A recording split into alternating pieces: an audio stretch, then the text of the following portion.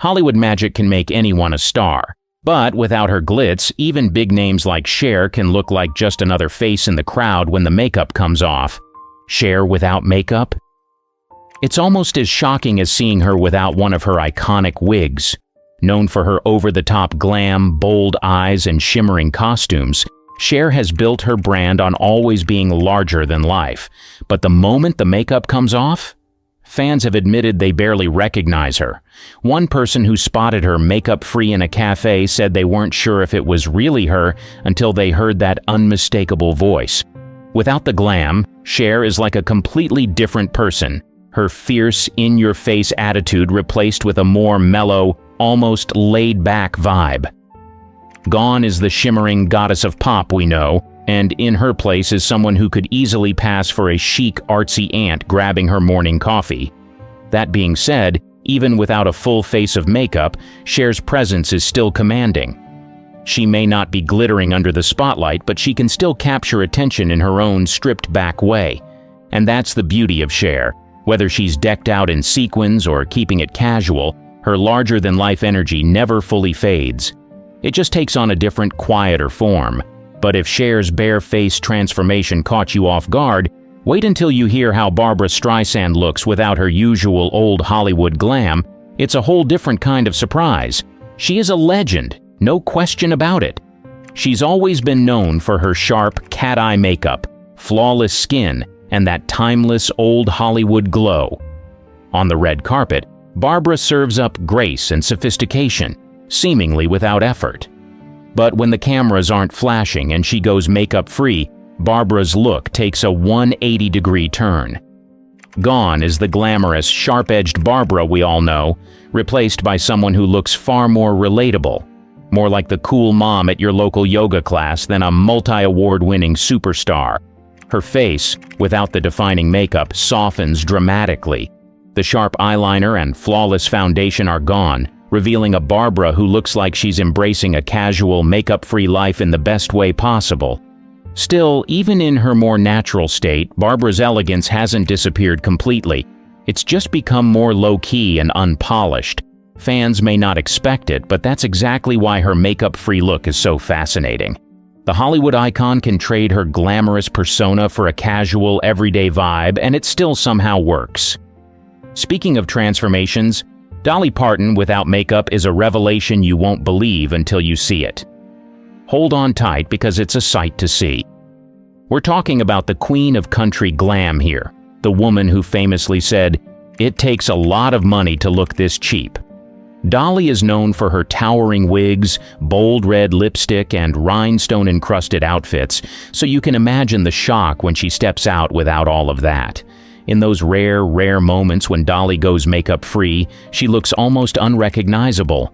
Without the sky-high hair and iconic makeup, Dolly's transformation is nothing short of jaw-dropping. Gone is the bedazzled country queen we all know, and in her place is someone who looks like your friendly, down-to-earth neighbor. One fan who managed to spot her makeup-free said, "I couldn't believe my eyes. It was like seeing an entirely different person." And they weren't exaggerating. Dolly, without her usual sparkle, still radiates warmth, but in a more relaxed, stripped-back way. But even though her face might look totally different, Dolly's infectious personality still shines through. She could be bare-faced, in a sweatshirt, and running errands, and she'd still be as lovable as ever. There's something comforting about seeing this softer side of Dolly, like she's just as human as the rest of us. And just as Dolly can switch up her look, Goldie Hawn knows how to keep things radiant.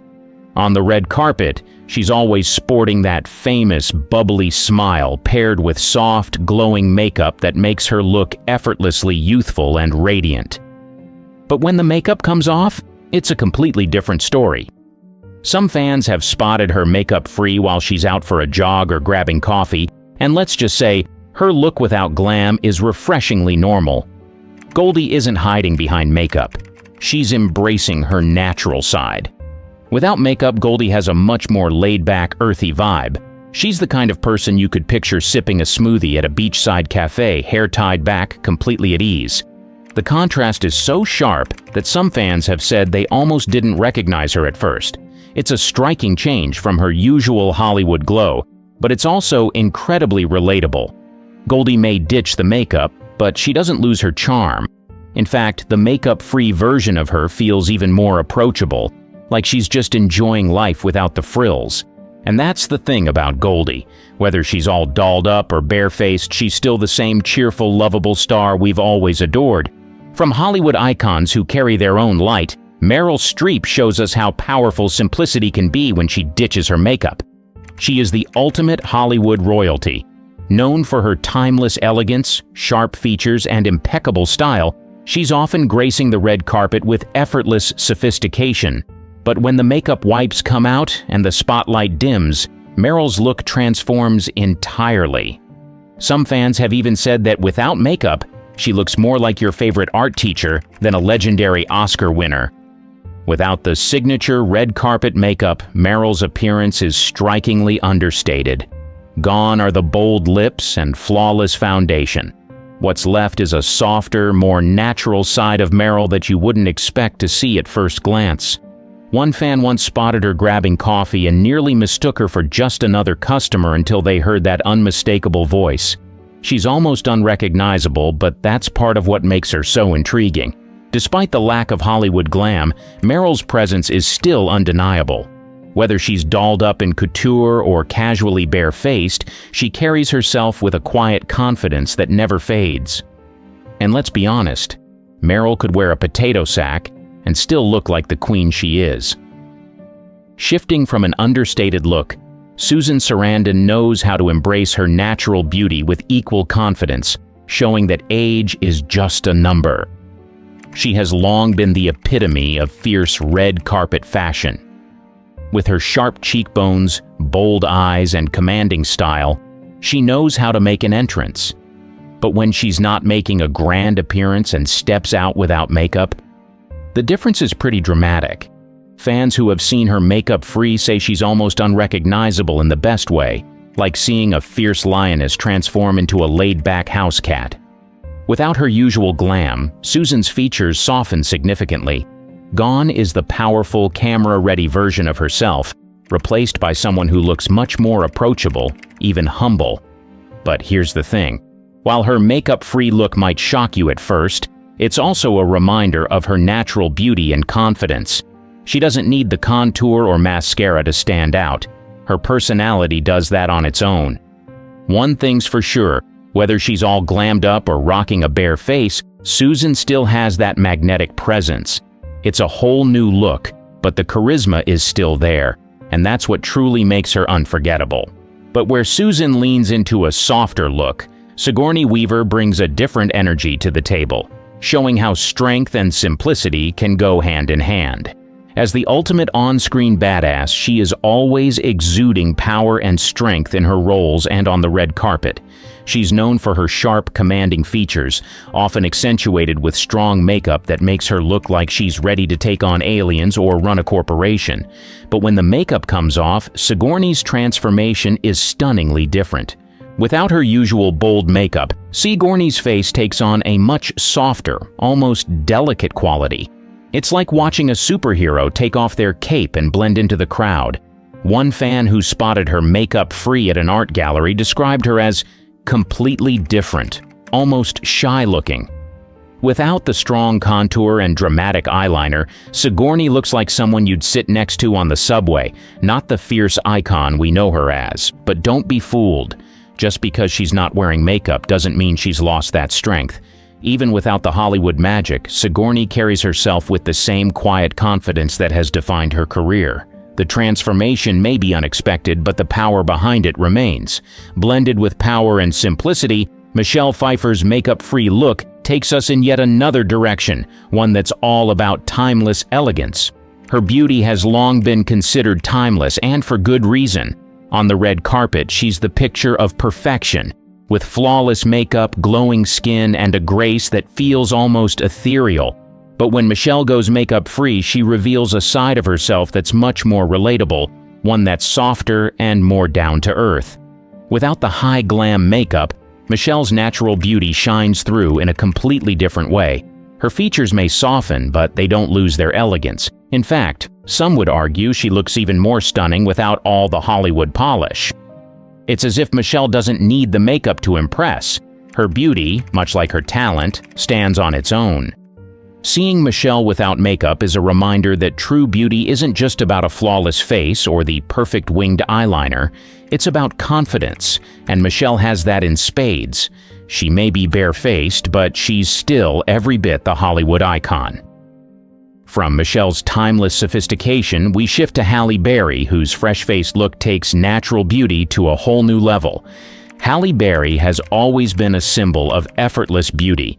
Whether she's on the red carpet or starring in action-packed films, her flawless skin and perfectly applied makeup make her look like she just stepped out of a beauty commercial. But take away the makeup, and Halle's transformation is shockingly subtle in the best way possible. Without foundation or contouring, her face softens, but that undeniable elegance, it's still there, just more down to earth. When Halle steps out makeup-free, she radiates a kind of natural beauty that's refreshing. She's no longer the red carpet goddess, but rather someone who looks like she's about to hit the gym or take a peaceful morning hike. And what's impressive is how comfortable she looks in her bare-faced appearance. There's no sign of hiding behind cosmetics. Halle is simply herself, proving that beauty isn't always about glam, but about confidence. That's what makes her transformation so captivating. But moving on from Halle, we have someone who's known for a very different approach to makeup, Drew Barrymore, whose charm remains strong whether she's all dolled up or embracing her fresh-faced look. She is like that one friend who can switch from bold lipstick to bare skin without missing a beat. On the red carpet, Drew's often seen with playful makeup, showing off bold lips and sparkling eyes. But off-duty Drew? She's all about embracing her freckles and rocking that fresh-faced, no-makeup look. The best part? She's proud of it. Drew is known for posting makeup-free selfies, where she encourages her fans to love their natural selves. Without makeup, Drew's face tells a completely different story.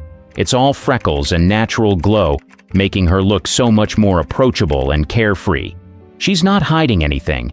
If anything, she's showcasing the side of herself that's real and unfiltered. The makeup-free Drew feels more playful, more relatable, like someone you'd want to hang out with on a casual Saturday. And we take a turn to a star who made headlines when she swore off makeup altogether, Alicia Keys. She stunned the world in 2016 when she announced she was done with makeup, permanently. Known for her bold makeup looks earlier in her career, Alicia decided to ditch the cosmetics and embrace her natural beauty. Her reason? She wanted to break free from societal expectations and feel comfortable in her own skin. The result? A radiant, glowing Alicia who proves that less is definitely more. Alicia's no-makeup look is more than just a beauty choice, it's a statement. Without foundation, eyeshadow, or even lipstick, Alicia's skin shines through with a healthy, natural glow. She's not just showing the world that she's beautiful without makeup, she's owning it. For Alicia, this isn't just about ditching glam, it's about empowering herself and others to embrace their natural selves. And honestly, it's hard not to be inspired by her decision. Shifting to someone who balances both glam and simplicity with ease, none other than the clean living advocate herself, Gwyneth Paltrow. Her lifestyle brand, clean beauty advocacy, and emphasis on wellness make her no stranger to natural looks. Known for her effortless red carpet appearances, Gwyneth is often seen with subtle, understated makeup that highlights her natural beauty. But when she decides to go completely makeup-free, it's a whole different kind of glow. Without any makeup, Gwyneth's look strips away the Hollywood polish and reveals a more grounded, down-to-earth version of herself. She looks like someone who just finished a sunrise yoga session or a long meditation, radiating health and calm. It's no surprise considering her dedication to clean living, but seeing her in such a natural state still feels like a rare glimpse behind the curtain. She looks comfortable and serene, proving that you don't need contouring to look effortlessly chic. Over from wellness and ease, we've got a star who's known for her dramatic, bold transformations, Lady Gaga. She is the queen of over-the-top glam. From the moment she burst onto the scene, she's been known for her theatrical makeup, bold eyes, and extravagant looks that make her one of the most unique stars in Hollywood. But when the makeup comes off, Gaga's transformation is almost as dramatic as her onstage persona, but in a completely different direction. Without makeup, Lady Gaga, Stephanie Germanotta, looks so radically different that you might not even recognize her. The glitter and lashes are gone, leaving behind someone who's all about understated simplicity. Her bare-faced look reveals softer features, and there's something refreshing about seeing her without the layers of glam. But even without the bold makeup, Gaga's inner artistry still shines through. She may not be decked out in glitter, but she's still radiating confidence in her most natural state. And from Gaga's bold shift to bare-faced, we head over to someone else from a famous glam dynasty, Kylie Jenner, who is almost synonymous with makeup. She is practically the face of the makeup industry. As the founder of Kylie Cosmetics, she's built an empire on contouring, bold lips, and flawless skin. Her perfectly sculpted face has become her signature look, but when Kylie steps out without makeup, it's a whole different story. Without her famous lip kits and sharp contour, Kylie looks almost unrecognizable, a version of her that's much softer and far more natural than fans are used to seeing. But don't get it twisted, Kylie still owns her look, makeup or not. Remember her iconic line, "I just didn't realize I needed lipstick until I found it"? Well, it's clear she knows the power of makeup, but without it, she proves that she's got natural beauty to back it up. When she's makeup-free, Kylie looks much younger, with her features softened and her skin looking fresh. It's a striking difference from her carefully curated glam, showing fans that Kylie Jenner doesn't need layers of makeup to look stunning, she just chooses to wear it. Moving from the beauty empire, let's look at her sister Khloe Kardashian, who has her own surprising makeup-free reveal. She is all about the glam. From her meticulously contoured cheeks to her sharp brows, Khloe's makeup game is always on point. But when she steps out without makeup, it's a completely different story. Without the heavy contouring and dramatic lashes, her face softens dramatically. In fact, Khloe's natural look has even surprised some fans, who aren't used to seeing her without her polished Instagram persona. One thing's for sure, without makeup, Khloe looks much more laid back and approachable, almost like someone you'd bump into at a local yoga studio. It's a sharp contrast to the perfectly polished version we usually see on social media. But even in her bare-faced moments, Khloe's confidence still shines through.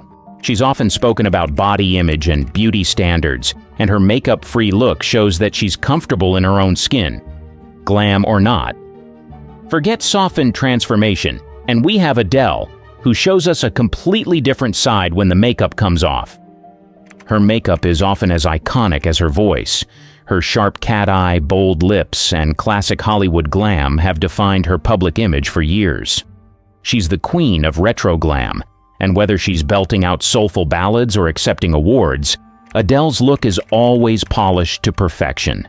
But when Adele steps away from the spotlight and ditches the makeup, the transformation is nothing short of stunning.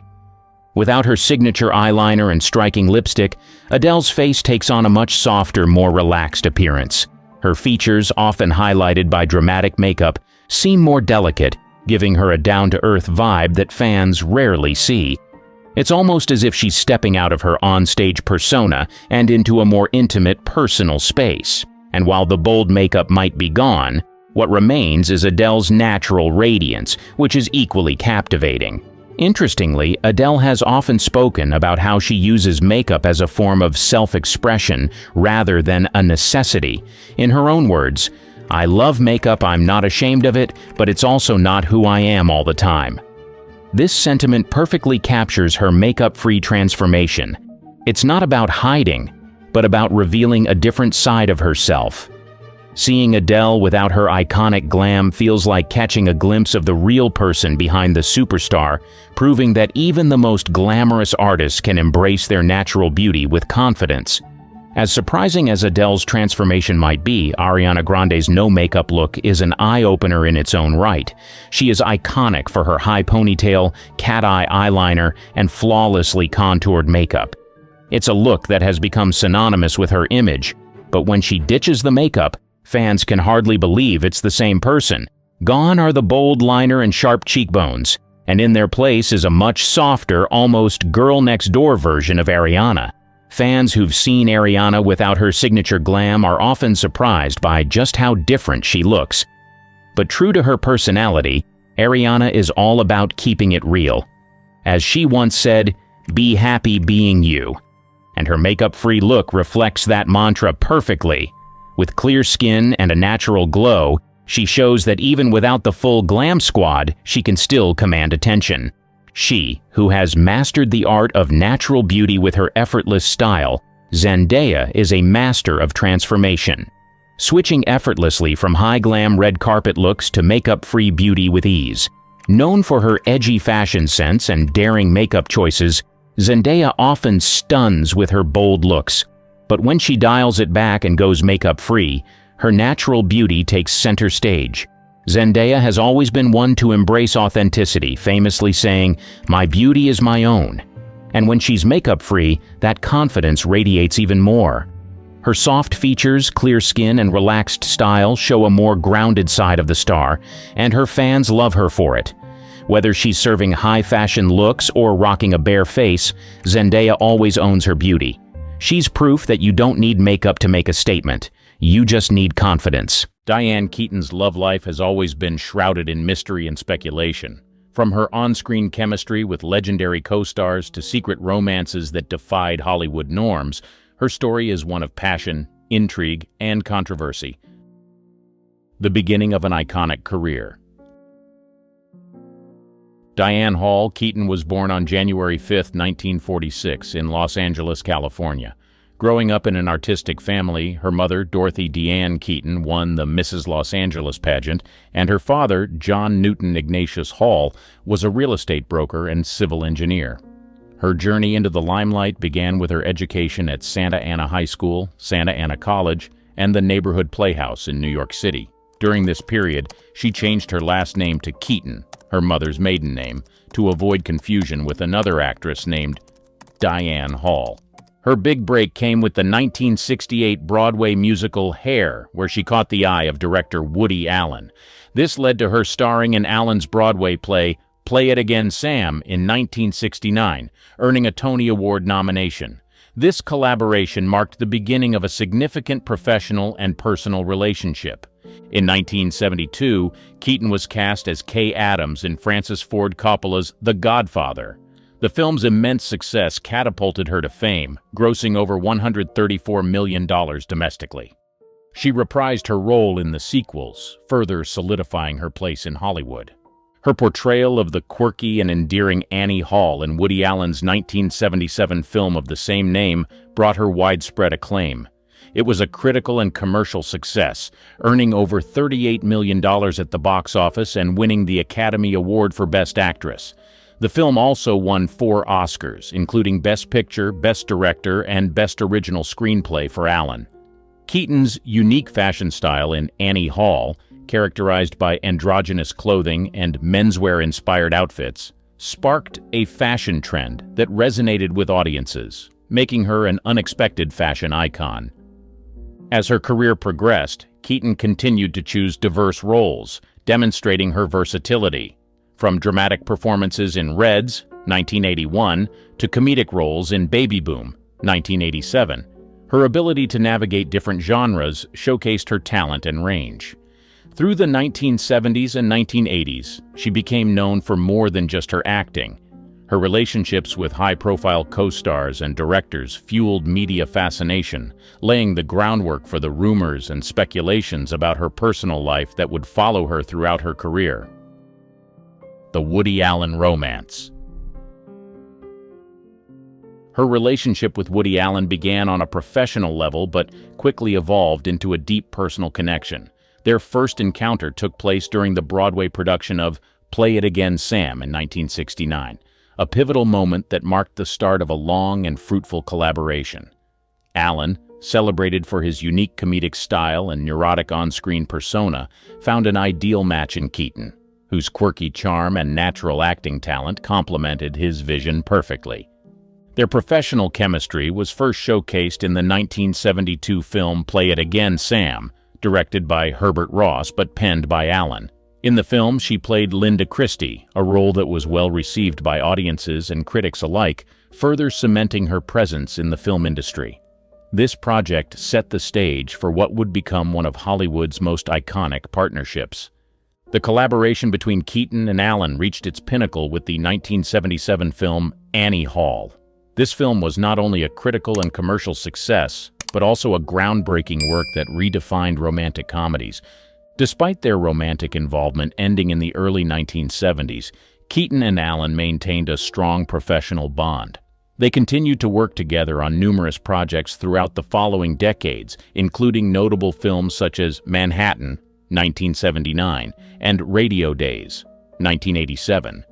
In interviews, Keaton has often expressed her gratitude for Allen's influence on her career. She has described him as both a mentor and a partner, someone who saw potential in her that she didn't see in herself. This sentiment was evident in a 2013 interview with The Guardian, where she stated, "Woody gave me my career." Despite the controversies surrounding Allen in later years, she remained professionally loyal to him, attributing much of her success to their early work together. Their collaboration extended well into the 1980s and 1990s, with Keaton starring in Allen's films such as Interiors, 1978, and Manhattan Murder Mystery, 1993. Keaton's relationship with Allen was characterized by deep mutual respect and admiration.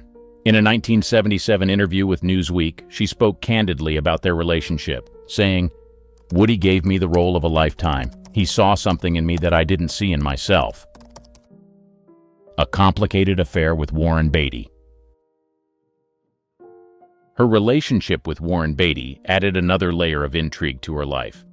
They met in the late 1970s while working on the 1981 film Reds. Beatty, who starred in and directed the film, and Keaton, who played the lead female role, shared undeniable on-set chemistry. Their relationship, however, was marked by intensity and passion. Beatty, already a well-known Hollywood heartthrob by the time he met her, was known for his charisma and charm. His reputation as a ladies' man preceded him, and his numerous high-profile relationships had long been the subject of public fascination. The on-set chemistry between Beatty and Keaton was palpable, and it quickly translated into a real-life romance. Their relationship was characterized by deep intellectual conversations and shared creative pursuits. She once remarked in a 2016 interview with Vanity Fair, "Warren was mesmerizing. He had this incredible presence and energy." Despite their strong connection, their relationship was not without its challenges. Beatty's reputation and Keaton's fiercely independent nature often led to clashes. Beatty was known for his meticulous and sometimes controlling approach to filmmaking, while she valued her independence and had a clear vision of her own career path.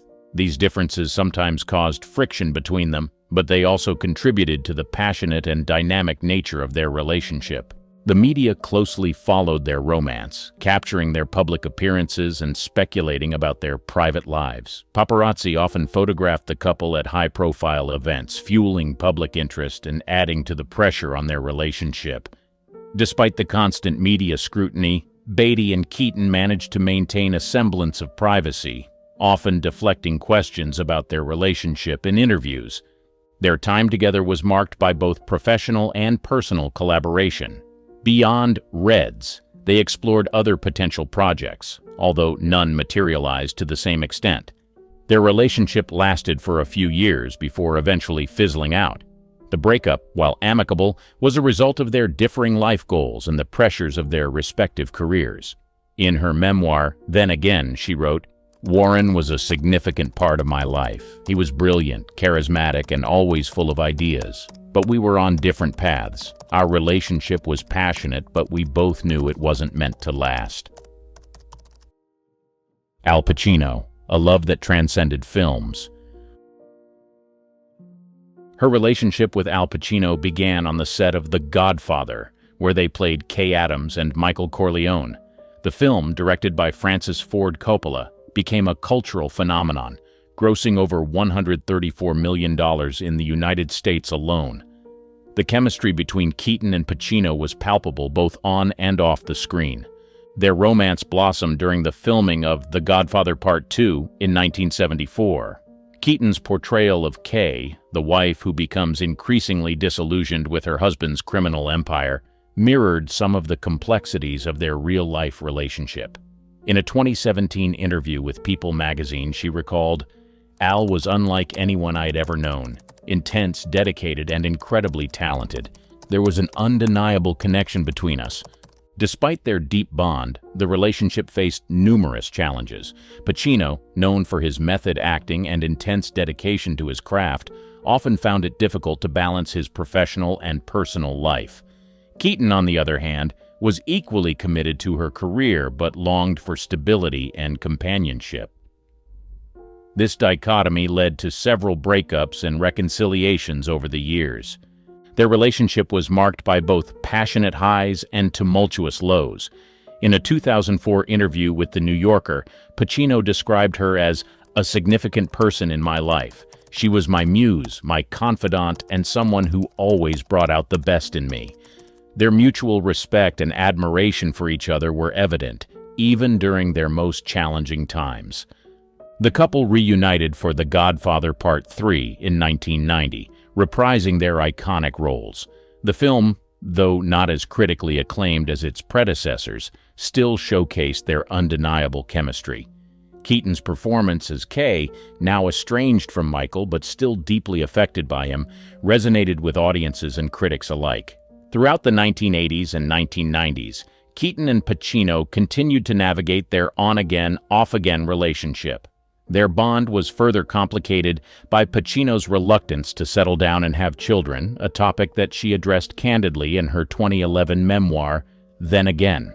She wrote, "I wanted a family, a sense of permanence. Al was always the love of my life, but he wasn't ready for that kind of commitment." Despite their eventual breakup, Keaton and Pacino remained close friends and continued to speak highly of each other in public. In a 2014 interview with The Guardian, she said, "Al will always be a part of me. Our relationship was intense and complicated, but it was also filled with love and respect." The brief affair with Sam Shepard. Her brief but intense relationship with playwright and actor Sam Shepard is another intriguing chapter in her romantic history. The two met in the early 1980s, a period marked by significant professional achievements for both. Sam Shepard, known for his brooding charisma and literary prowess, was already an acclaimed playwright by the time he met Keaton. His works, such as Buried Child and True West, had cemented his reputation in the theater world. Keaton, fresh from the success of films like Reds and Annie Hall, was at the peak of her career. Their meeting was a collision of two creative forces. Their affair was relatively short-lived, but left a lasting impression on both. In a 1983 interview with Rolling Stone, Keaton spoke about Shepard with admiration. "Sam is one of the most unique individuals I've ever met. He has this raw, untamed energy that is incredibly captivating," she said. Their relationship was marked by deep intellectual conversations and a shared passion for the arts. The couple worked together on the 1984 film Mrs. Soffel, directed by Gillian Armstrong. She played the title role while Shepard portrayed Ed Biddle, a convict involved in a daring prison escape. Their on-screen chemistry was palpable, reflecting the intensity of their off-screen relationship. Despite the film's mixed reviews, their performances were widely praised, showcasing their ability to bring out the best in each other. In her 2011 memoir, Then Again, Keaton reflected on her time with Shepard.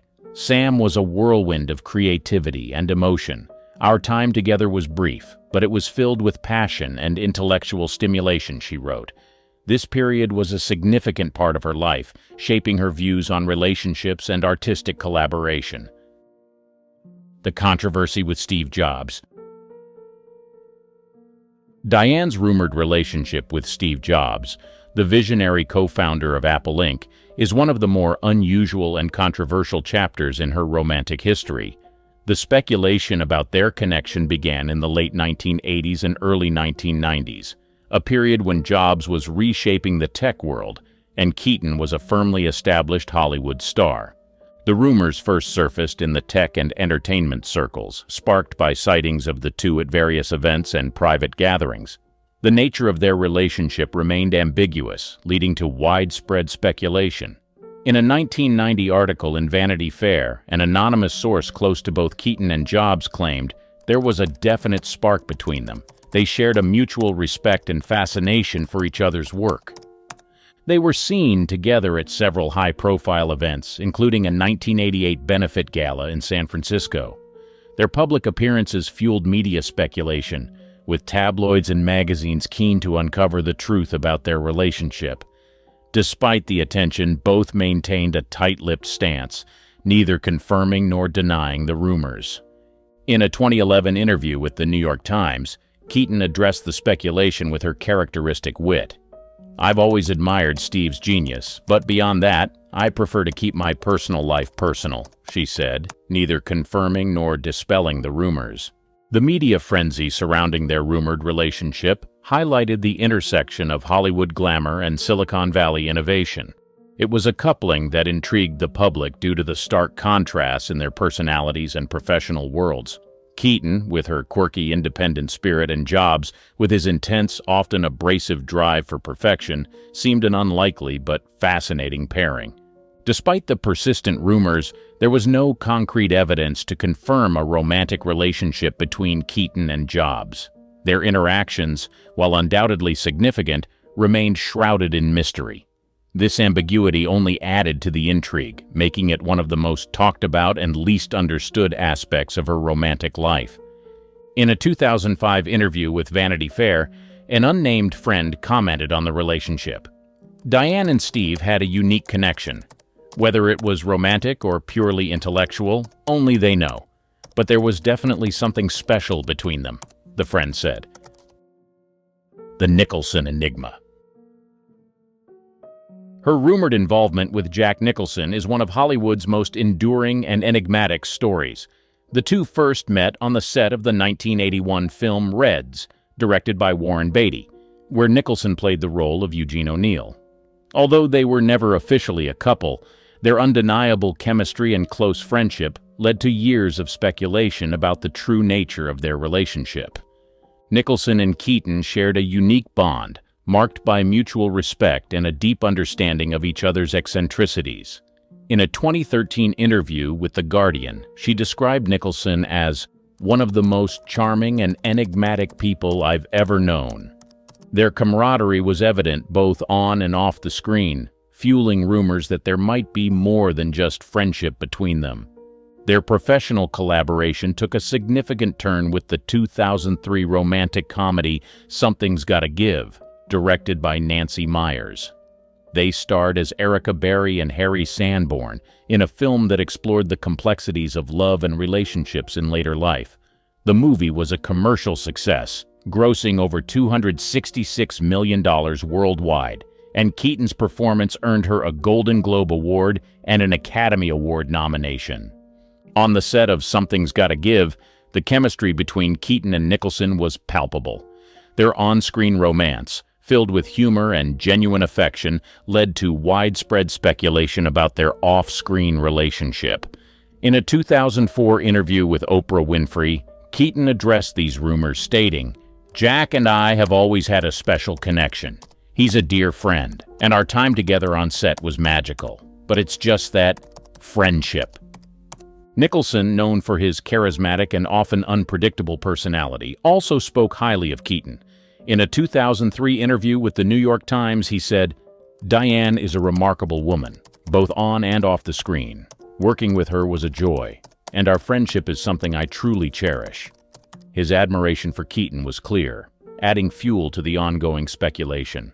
Their close friendship continued beyond the film's production, with the two often seen together at industry events and social gatherings. Paparazzi captured numerous photos of them sharing laughs and intimate moments, further igniting rumors. Despite this, both Keaton and Nicholson maintained that their relationship was purely platonic. Warren Beatty, who had worked closely with both actors, commented in a 2004 Vanity Fair article, "Jack and Diane have a unique connection that's hard to define. They're kindred spirits, and that kind of bond is rare in this industry." This sentiment was echoed by other friends, who noted the deep understanding and mutual respect between Keaton and Nicholson. The persistent rumors about a controversial secret lover. Throughout her career, Diane Keaton has been known for her enigmatic persona, and nowhere is this more evident than in her references to a significant yet unnamed romantic partner. This mystery man has been a subject of speculation among fans and the media, adding an aura of intrigue to Keaton's already fascinating life. Keaton first hinted at this secret relationship in various interviews during the late 1980s and early 1990s. While she has often been candid about her high-profile romances with Woody Allen, Warren Beatty, and Al Pacino, this particular relationship remained shrouded in secrecy. In a 1995 interview with Vanity Fair, she mentioned, "There was someone very special in my life, someone who had a profound impact on me, but it's a part of my life I choose to keep private." The secrecy surrounding this relationship fueled rumors and speculation. Some suggested it might have been a powerful figure in Hollywood, while others believed it could have been someone entirely outside the industry. The mystery only deepened with Keaton's cryptic comments in subsequent interviews.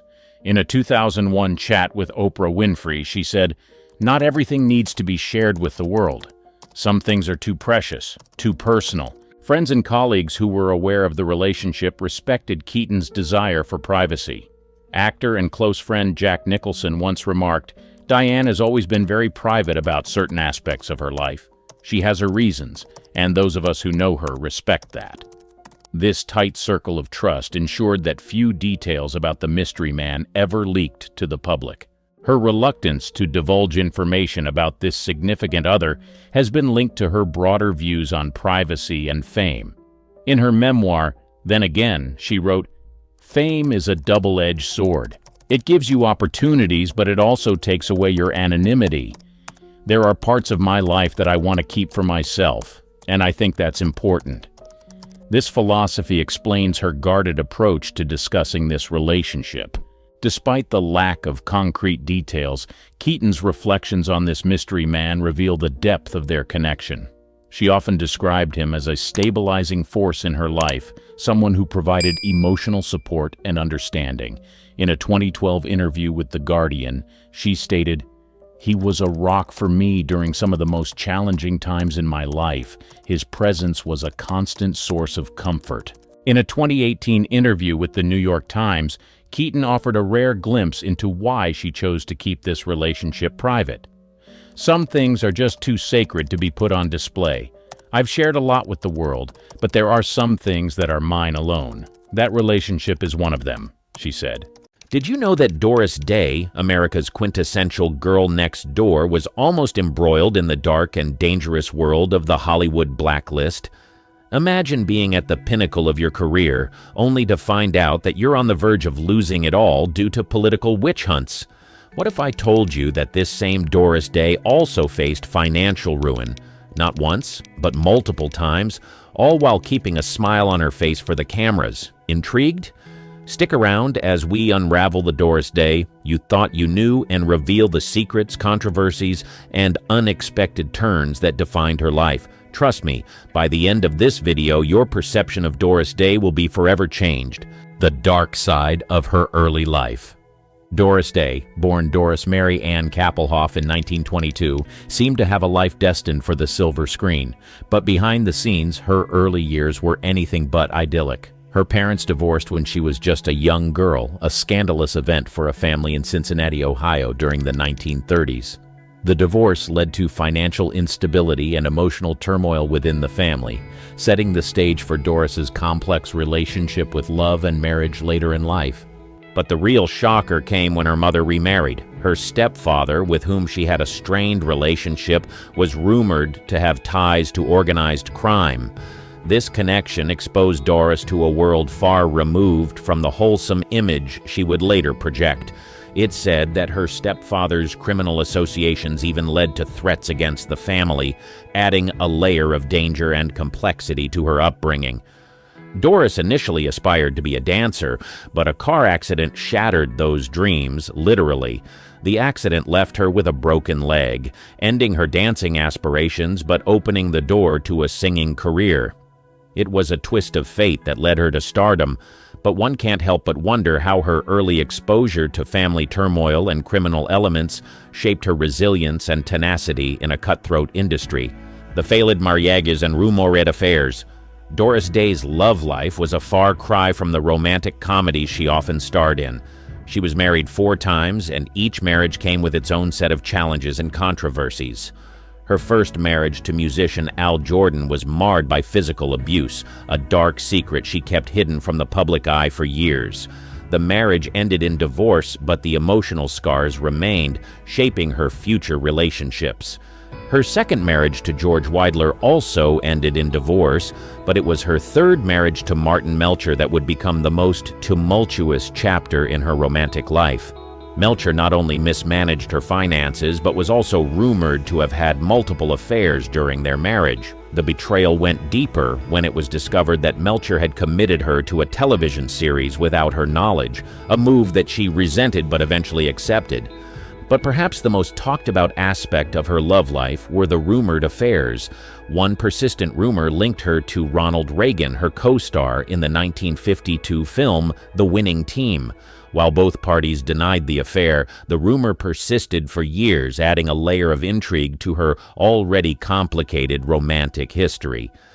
Doris Day's marriages and rumored affairs reveal a woman who, despite her on-screen persona as America's sweetheart, faced betrayal, heartbreak, and scandal in her quest for love. It's a stark contrast to the roles she played, and it adds a layer of complexity to the woman behind the legend: financial scandals.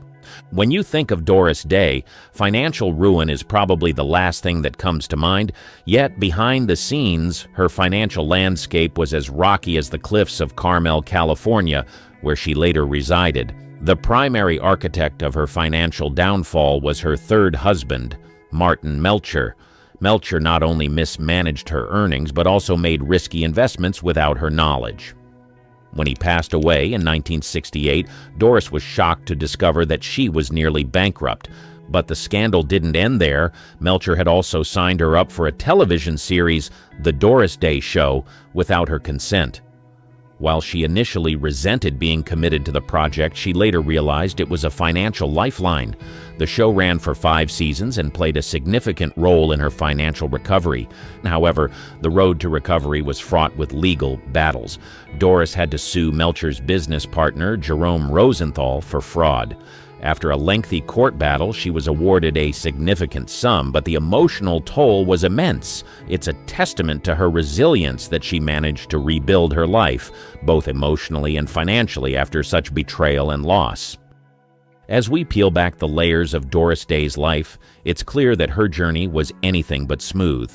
But what if I told you that her challenges didn't stop at financial scandals? The Rock Hudson connection.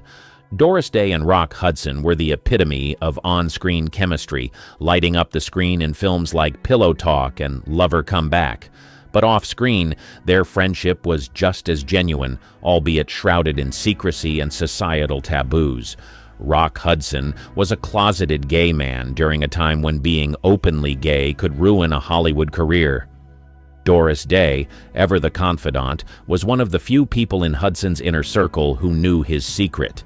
Their friendship was tested when Hudson was diagnosed with AIDS in the 1980s. At the time, the disease was not only fatal, but also stigmatized, often associated with the gay community. Hudson chose to keep his diagnosis a secret from the public, but he confided in Doris Day. She became one of his staunchest supporters, both emotionally and in her advocacy for AIDS research, a cause she took up in earnest following Hudson's diagnosis. The secrecy surrounding Hudson's sexuality and illness put Day in a precarious position. She had to balance her loyalty to her friend with the societal norms and expectations of the time. It was a tightrope walk that she navigated with grace, never betraying Hudson's trust even when he passed away in 1985. Their friendship offers a glimpse into the complexities of Hollywood relationships, especially during an era when image was everything, and personal secrets could lead to public scandal. It's a chapter in Doris Day's life that adds depth to her persona, revealing a woman of immense loyalty and compassion. The animal activist controversies, Doris Day's love for animals was well known, but what many don't realize is how far she was willing to go for her furry friends. She founded the Doris Day Animal Foundation, a non-profit aimed at helping animals and the people who love them, but her activism wasn't without its controversies. In the early years of her foundation, Doris faced criticism for her approach to animal welfare. Some animal rights activists accused her of being too conservative in her methods, arguing that she focused too much on pet adoption and not enough on broader issues like factory farming and animal testing. These criticisms put her at odds with other activists, creating a divide in the community she was so passionate about. But the controversies didn't stop there. Doris was also criticized for allegedly using her foundation as a tax shelter, an accusation that she vehemently denied. The scrutiny led to an internal audit of the foundation, which ultimately cleared her of any wrongdoing. However, the episode left a stain on her reputation as an activist, raising questions about the ethics of celebrity-led philanthropy. Despite these controversies, Doris remained steadfast in her commitment to animal welfare. She used her platform to advocate for legislative changes, including stricter animal cruelty laws, and continued to fundraise for her foundation until her passing in 2019. The Hollywood Blacklist and political undercurrents. The Hollywood Blacklist was a dark chapter in American history, a time when careers were destroyed due to political affiliations or even mere suspicions. While Doris Day was never officially blacklisted, she found herself in a precarious position during this period. She was friends with individuals who were under scrutiny, and there were whispers that her career could be at risk. Doris had to tread carefully, balancing her personal beliefs with the demands of a Hollywood system that was under the sway of anti-communist fervor. She was never overtly political, but the mere act of avoiding political entanglements required a level of political savvy. It's a testament to her skillful navigation that she emerged from this period unscathed, but the experience left her wary of the political undercurrents that could so easily sweep one away. The Hollywood Blacklist era adds another layer to our understanding of Doris Day. It shows us a woman who was not just an entertainer, but also a survivor, someone who could navigate the treacherous waters of Hollywood politics without losing herself in the process. But what made her become a recluse? And what secrets did she take to the grave, the reclusive final years? Doris Day, once the epitome of Hollywood glamour and fame, chose a life of relative seclusion in her later years. She moved to Carmel by the Sea, California, far from the glitz and hustle of Hollywood. But why did America's sweetheart decide to retreat from the public eye? Some say it was her disillusionment with the entertainment industry, while others speculate it was the emotional toll of her tumultuous personal life. What we do know is that her later years were filled with philanthropy, particularly her work with the Doris Day Animal Foundation. Yet, even in seclusion, she couldn't escape the public's curiosity. Rumors swirled about her health, her finances, and even alleged secret relationships. Despite the speculation, Doris remained a recluse, granting interviews sparingly and carefully guarding her privacy. It's a chapter of her life that adds an aura of mystery to her well-documented public persona.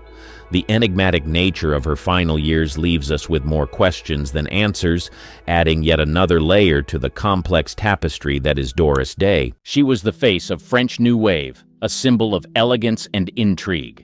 Jeanne Moreau captivated millions on screen, but off-screen, her life was a labyrinth of secrets.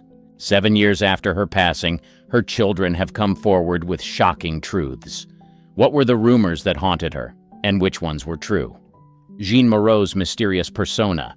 She was born on January 23, 1928 in Paris, France. Her father, Anatole Désiré Moreau, was a restaurateur, and her mother, Catherine Buckley, was an English dancer.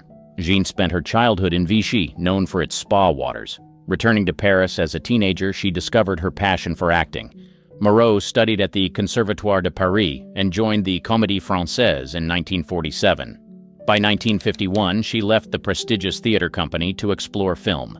Her breakthrough came in 1958 with the film Elevator to the Gallows, directed by Louis Malle. Her performance in Les Amants the same year solidified her status as a leading lady of French cinema. The 1960s marked a golden era for Moreau. She starred in François Truffaut's Jules et Jim, 1962, a classic of the French New Wave, which became a turning point in her career, making her an international star. Orson Welles admired her talent and cast her in The Trial, 1962, and Chimes at Midnight, 1965. Welles once said, "Jeanne Moreau is the greatest actress in the world." Her collaboration with Welles further boosted her career.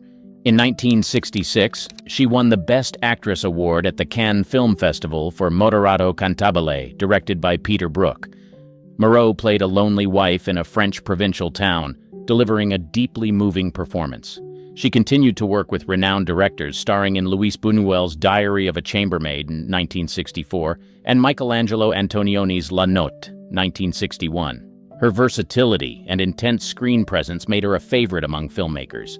Despite her fame, Moreau kept her private life guarded, rarely discussing personal matters in interviews. This reticence fueled public curiosity, leading to media speculation about her relationships and personal struggles. Her career spanned over 60 years, during which she appeared in over 130 films. Her contributions to cinema were recognized with numerous awards. In 1998, she received an honorary Caesar for her lifetime achievements, and the Venice Film Festival awarded her the Golden Lion for Career Achievement in 1991. The scandalous love affairs.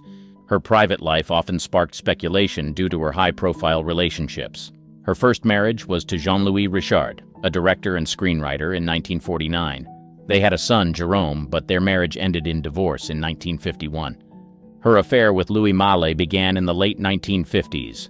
They collaborated on several films, including Elevator to the Gallows, 1958, and Les Amants, 1958. Malle once said, "She is a woman who will always remain a mystery to me." During the 1960s, Moreau had a romantic relationship with fashion designer Pierre Cardin. Their relationship lasted several years, and they remained close friends after their breakup. In the mid-1960s, Moreau was involved with Tony Richardson, a British director known for Tom Jones, 1963. One of her most significant relationships was with François Truffaut. They worked together on Jules et Jim, 1962, and The Bride Wore Black, 1968. Truffaut once remarked, "Jeanne is more than an actress, she is a force of nature." She was also linked to several other notable figures, including singer Miles Davis and actor Lee Marvin. Throughout her life, she maintained an air of mystery about her relationships, rarely speaking about her lovers in public. Despite her numerous affairs, Moreau never remarried after her divorce from Jean-Louis Richard. She once said in an interview, "I have loved many men, but marriage is not for me. My true love is cinema." Jeanne Moreau's love affairs were as captivating as her performances on screen, contributing to her legend and painting a picture of a woman who lived passionately and without regret. The hidden relationships. Her life included many discreet relationships unknown to the public. One such relationship was with Jean-Pierre Léaud, the young actor from François Truffaut's The 400 Blows, 1959. Their bond was profound and intellectual, beginning in the early 1960s when they worked together on The Bride Wore Black, 1968. Another hidden relationship was with Sacha Distel, a popular French singer and jazz guitarist. They met in the late 1960s and began a discreet affair that lasted several years. Moreau and Distel shared a mutual love for music and performance, known only to close friends and confidants. In the early 1970s, she had a significant yet secretive relationship with director William Friedkin. Known for The French Connection, 1971, and The Exorcist, 1973, Friedkin and Moreau met at a film festival and quickly became close. Their relationship was marked by deep mutual respect. Moreau also had a secret romance with actor and director Warren Beatty in the late 1960s. Beatty was captivated by her allure and sophistication. Their affair was brief but intense, filled with passionate discussions about film and art, the birth of her children. Jeanne Moreau's son, Jerome Richard, was born from her marriage to Jean-Louis Richard, which lasted from 1949 to 1951. Despite the divorce, she remained dedicated to her son, ensuring he was kept away from the public eye. Jerome's birth was initially a closely guarded secret. Moreau focused on her career and did not want her private life to overshadow her professional achievements. Jerome grew up away from the limelight, protected by his mother's insistence on privacy. Despite her fame, she ensured that Jerome had a relatively normal upbringing. She enrolled him in private schools and kept him away from film sets and parties. In an interview, Moreau once mentioned, "My son is the most important person in my life. Everything I do for him." While Jerome was the only child she publicly acknowledged, rumors persisted about other possible children. Some speculated that she had more children from her numerous relationships, but these were never confirmed. Moreau's ability to keep her private life under wraps only fueled these rumors. Moreau's protective nature extended to her son even in adulthood. Jerome pursued a career in academia, becoming a respected professor, far removed from the world of cinema. The relationship between Moreau and her son remained strong throughout her life. Her efforts to shield him from the media were successful, allowing him to live a life of relative anonymity. The dark rumors. Throughout her career, Jeanne Moreau was no stranger to rumors and scandals. One of the most enduring rumors concerned the paternity of her son, Jerome Richard. Despite her marriage to Jean-Louis Richard, speculation arose that Jerome's father might be someone else, including Louis Malle or Pierre Cardin. However, Jeanne always maintained that Jean-Louis Richard was Jerome's father, fiercely protecting her son's privacy. In the 1960s, rumors swirled about an alleged secret child born from Moreau's relationship with Pierre Cardin. Despite persistent gossip, neither she nor Cardin ever confirmed these claims. Friends, like actor Jean-Paul Belmondo, often dismissed these rumors. Another dark rumor involved Moreau's mental health. There were whispers that she suffered from severe depression and had multiple breakdowns during her career. In a rare candid interview, she addressed these speculations, saying, "I've had my share of dark moments like anyone else, but I channel them into my work." Moreau's relationships with younger men also sparked controversy. Her affair with Jean-Pierre Léaud, significantly younger, raised eyebrows. In the 1970s, rumors about her involvement with radical political groups surfaced. These claims were never substantiated but added to her mystique. The rumors and scandals surrounding Jeanne Moreau's life only enhanced her enigmatic image. Despite the speculations, she remained a fiercely private individual, rarely addressing the gossip directly. The only child speaks out. 7 years after Jeanne Moreau's death, her children, primarily her son, Jerome Richard, broke their silence, addressing persistent rumors and speculations that had surrounded their mother's life. Jerome, now a respected academic, gave a rare interview to a French magazine. He dispelled long-standing rumors about his paternity, stating, "My father is Jean-Louis Richard, as my mother always said." Jerome also addressed rumors of secret siblings, stating unequivocally, "I am my mother's only child. There are no hidden brothers or sisters." This clarification helped clear the air, bringing a sense of closure to the mystery that had surrounded her personal life. Jerome spoke about his mother's struggle with depression, a subject she had touched upon but never fully elaborated on. "Yes, my mother had her dark moments. She was a deeply emotional person and her work often took a toll on her. But she was resilient and always found a way to channel her emotions into her performances," Jerome explained.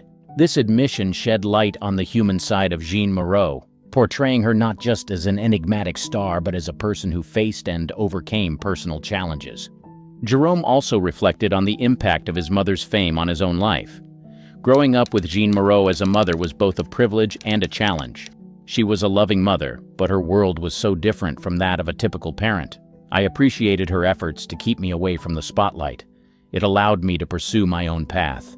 Moreau's grandchildren also shared their perspectives, adding another layer to the narrative. They spoke about their grandmother with affection, describing her as kind, creative, and full of stories. One grandchild mentioned, "She would tell us tales from her films, but always with a lesson or a bit of wisdom. She was more than a movie star to us. She was our grandmother, full of love and guidance." For years, the public had speculated and created stories about her life. Her family's decision to speak out provided clarity and allowed fans to see the actress in a more personal light. It revealed the complexities of her character and the deep connections she had with her loved ones. The revelations from her children did not tarnish her image, but rather humanized her. They showed that behind the glamorous facade was a woman who, like anyone else, faced challenges and joys in her personal life. This candidness from her family offered a fitting tribute to Jeanne Moreau, honoring her memory while dispelling the myths that had long surrounded her. Confirming the scandals. As Jeanne Moreau's children spoke out, They not only clarified rumors but also confirmed some of the more scandalous stories that had followed her throughout her life. These revelations provided an unvarnished look at the actress's personal struggles and relationships, offering a deeper understanding of the woman behind the mystique. The children also confirmed the long-standing rumor of Moreau's affair with Louis Malle. While the relationship itself was well known, the extent of its impact on her was less understood. Jerome revealed, "Louis was one of my mother's great loves. Their connection went beyond a typical romance. It was deeply intellectual and artistic. Their breakup was hard on her, and it influenced many of her later works." This insight painted a picture of a woman who was deeply affected by her relationships, which in turn influenced her professional choices. Another scandal that was addressed involved Moreau's rumored affair with Orson Welles. Although their professional collaboration was celebrated, their personal relationship had always been shrouded in mystery. Jerome confirmed that the two had a romantic relationship during the filming of The Trial, 1962. Orson Welles admired my mother not just as an actress, but as a person. Their affair was intense and passionate, reflecting their larger-than-life personas. This confirmation added a new layer to the understanding of her personal life and the deep connections she formed with her co-stars. The children also confirmed the lesser-known affair with playwright Samuel Beckett.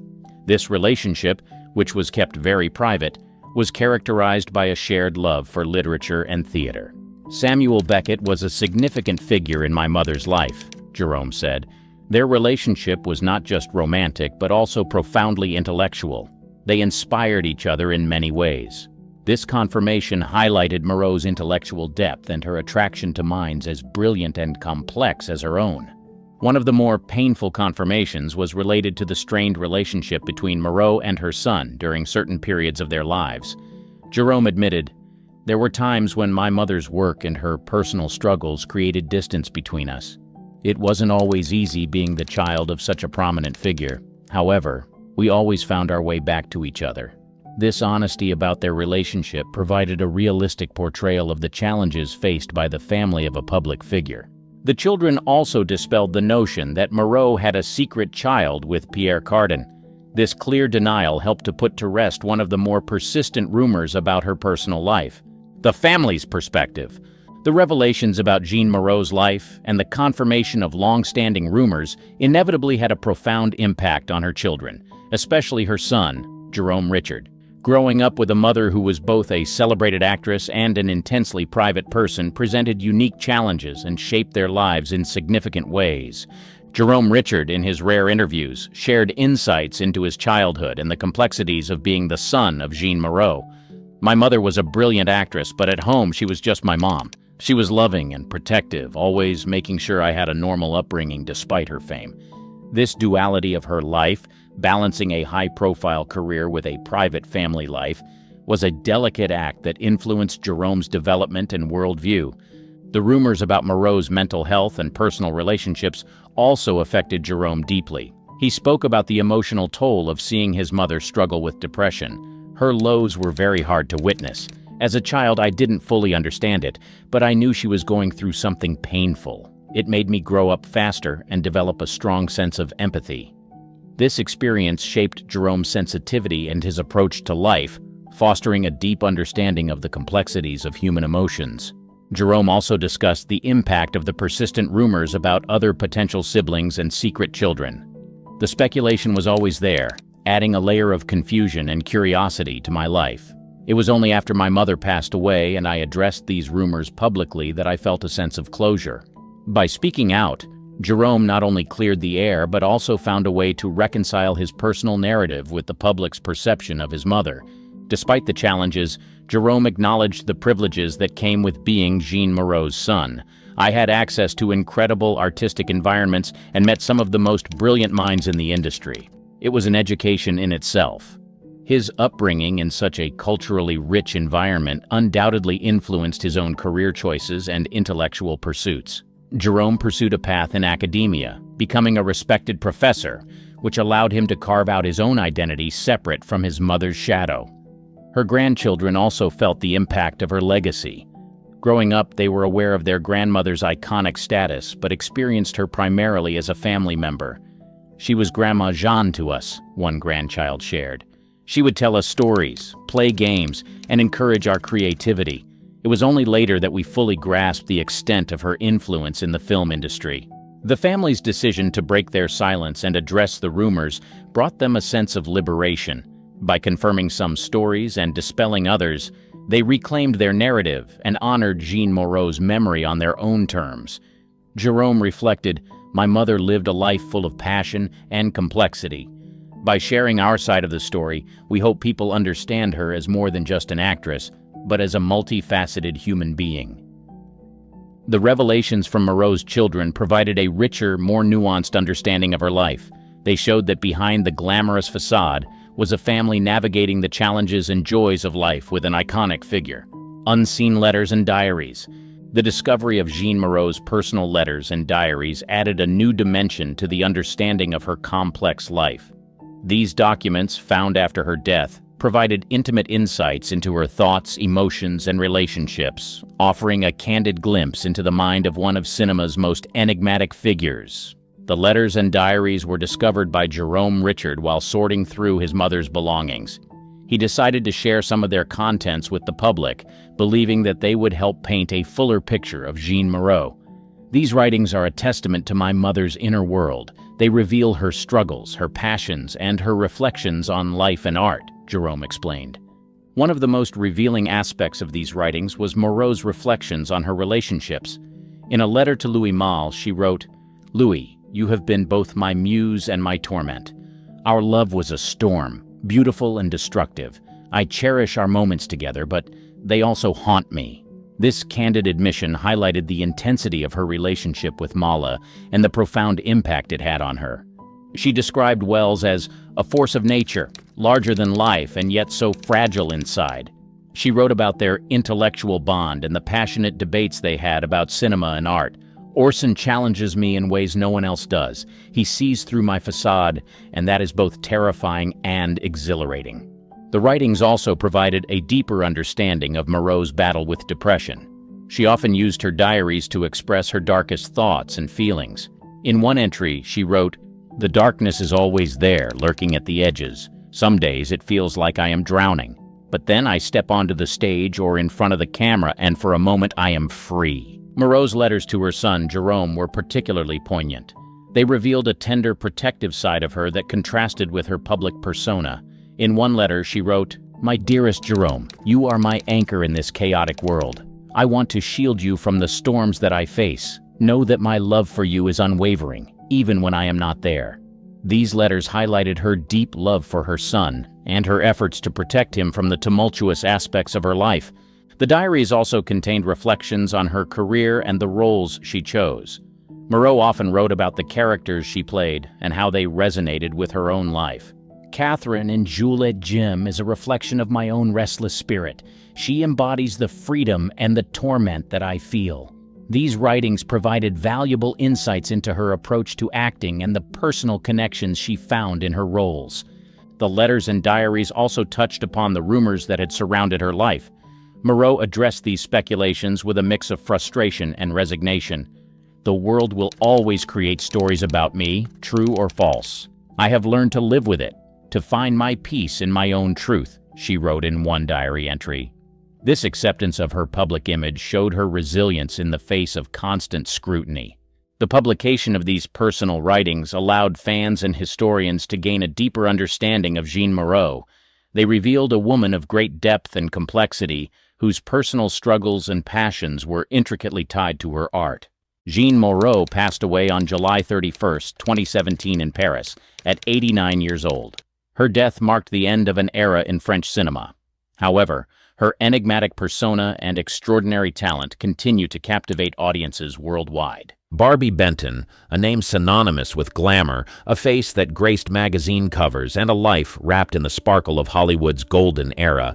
Yet behind the sequins and smiles lies a trail of secrets and stories untold, whispers of a life far more intricate than the public ever glimpsed. What hidden depths lie beneath the image of this entertainment world's darling, and how did a girl once known for her beauty become an unsung architect of her own destiny? Hidden chords of fame. Before the flashing cameras and the glitz of stardom, Barbie Benton harbored a passion that struck a chord quite literally: music. While the world fixated on her beauty and her ties to the Playboy empire, few knew that Barbie's first love was the melody and harmony of song. Her musical journey began long before the fame, in the quiet corners of her adolescence, where she honed her skills on the piano and guitar, crafting the foundation of what would become a significant yet overshadowed part of her career. In the early 1970s, Barbie's vocal talents came to light as she serenaded audiences on television, showcasing a sultry voice that was as captivating as her image. With a mind young and wild, and a body that the... She released several albums, and while her musical career may not have reached the dizzying heights of her modeling, it was a testament to her multifaceted abilities. Songs like Brass Buckles and Ain't That Just the Way charted internationally, hinting at the depth of talent beneath the surface. But music was more than just a career path for Barbie. It was an escape, a way to express her inner world, and a realm where she held the reins. Behind the studio doors, she was not just a performer, but a creative force, involved in the songwriting and production processes. Her music spoke of love and life, infusing country with pop, and it carried the authenticity of her experiences. Her collaborations with artists like Dolly Parton and Glenn Campbell added layers to her musical persona, positioning her within a network of country legends, yet she remained an enigma, her music career a hidden gem overshadowed by her more publicized endeavors. As we delve deeper into the life of Barbie Benton, stay tuned for the next reveal: how a young woman known for her appearances in the pages of Playboy and on arm of its mogul quietly influenced one of the most iconic brands of the 20th century. The Mansion Whisperer, inside Barbie Benton's influence on the Playboy empire.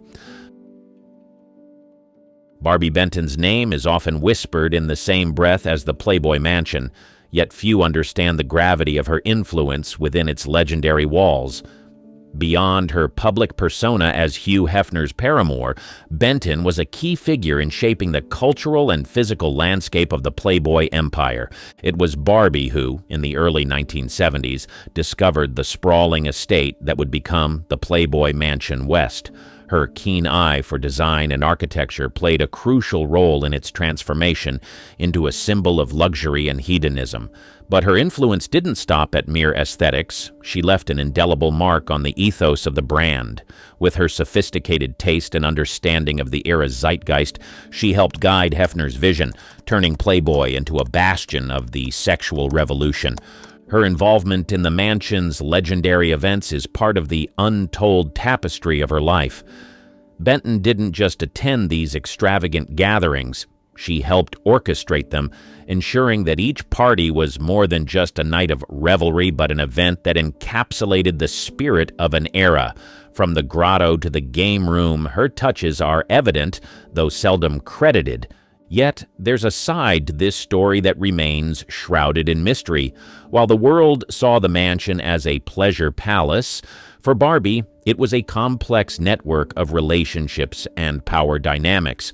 Her time there was a balancing act of personal and public life, one that required a deep understanding of the intricacies of fame, fortune, and influence.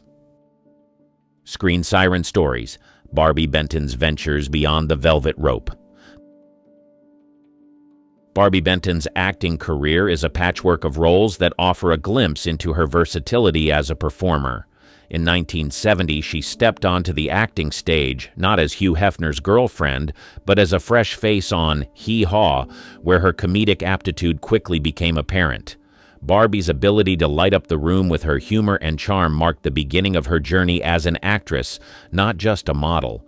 Her transition to the screen included appearances on popular shows like The Love Boat in 1977 and Fantasy Island in 1981, where she showcased her adaptability and dramatic flair.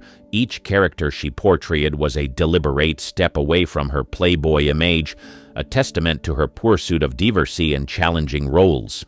In Hospital Massacre, 1982, Benton tackled a rare leading role, navigating the horror genre with a performance that highlighted her range beyond the expectations set by her modeling career. Despite her efforts, the roles offered to Barbie often reflected the industry's typecasting, an obstacle she met with resilience, selecting parts that allowed her to explore different facets of her talent. For instance, in the series Sugar Time, 1977-1978, her portrayal of a woman leading an all-female band in a male-dominated industry mirrored her own struggles within Hollywood. Throughout the 1970s and early 1980s, Barbie built a filmography that, while not headlining box office charts, was marked by her commitment to her craft. She didn't merely play roles, she sought to embody the characters with authenticity and passion, often contributing to the creative process behind the scenes. Barbie Benton's career in acting might not have eclipsed her Playboy fame, but it was filled with performances that spoke to her dedication as an actress. As we move forward in our exploration, we'll peel back the curtain on Barbie's personal life, her romances, and the heartaches that played out when the studio lights dimmed. Stay tuned as we delve into the real-life love stories of Barbie Benton, revealing the heart behind the public persona. Love life unscripted, the romances and heartbreaks off the camera. Barbie Benton's love life, while often a subject of public fascination due to her high-profile relationship with Hugh Hefner, encompasses more than the walls of the Playboy Mansion. Her romances have been as multifaceted as her career, marked by moments both tender and turbulent. Her long-standing relationship with Hefner began in 1969, when Benton was only 19 and he was 42. This relationship unfolded in the public eye, with Barbie often regarded as Hefner's most significant partner during the 1970s. However, less is known about her life after their breakup in 1976, a period when Barbie sought to forge her identity separate from the Playboy brand. In the years that followed, Barbie's heart would venture into new territories. She found love with real estate developer George Grado in 1979. Their relationship blossomed away from the cameras, and they married in 1979.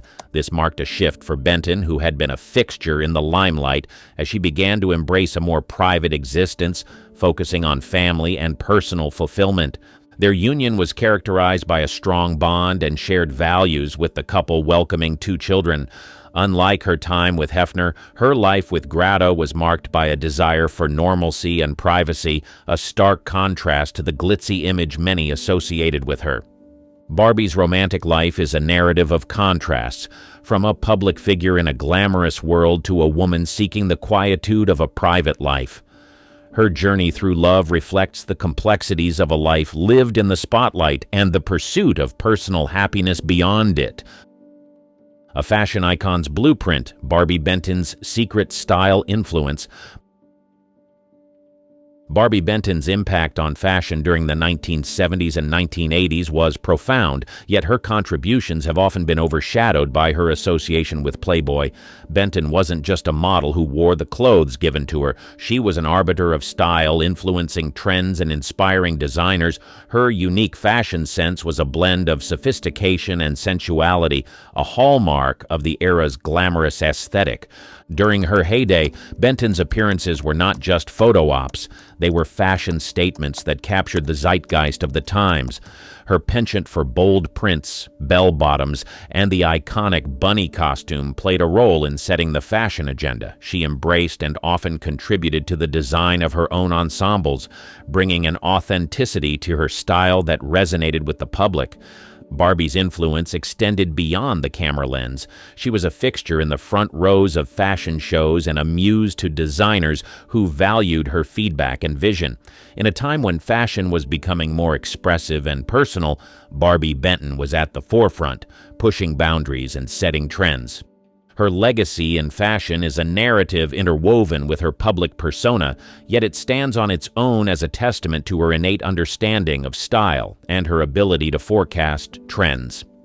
As we explore Benton's life further, her fashion legacy is a reminder that she was not just a face in a magazine, but a creator of style that has left a lasting impression. Beyond the glitz, philanthropy, and life after the limelight. After stepping back from the glare of Hollywood's spotlight, Barbie Benton channeled her energy into philanthropy, a chapter of her life that speaks volumes about her character. Behind the glamorous facade that the public was accustomed to lay a compassionate heart and a commitment to giving back. In the quiet of her post-fame life, Benton dedicated herself to numerous charitable causes, often away from the media's eye.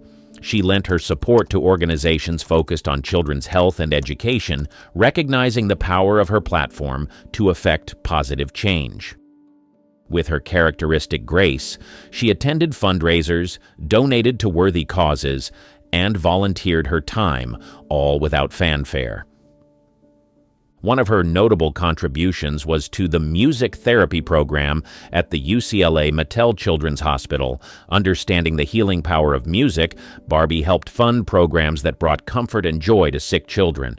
Her involvement went beyond mere donations. She was hands-on, often seen participating in hospital events and even singing for the children, bringing smiles to their faces during difficult times. Barbie's philanthropic efforts also extended to environmental causes. Passionate about wildlife and conservation, she supported initiatives that protected endangered species and promoted sustainable living. Her home became a reflection of this passion, with an emphasis on eco-friendly design and living practices.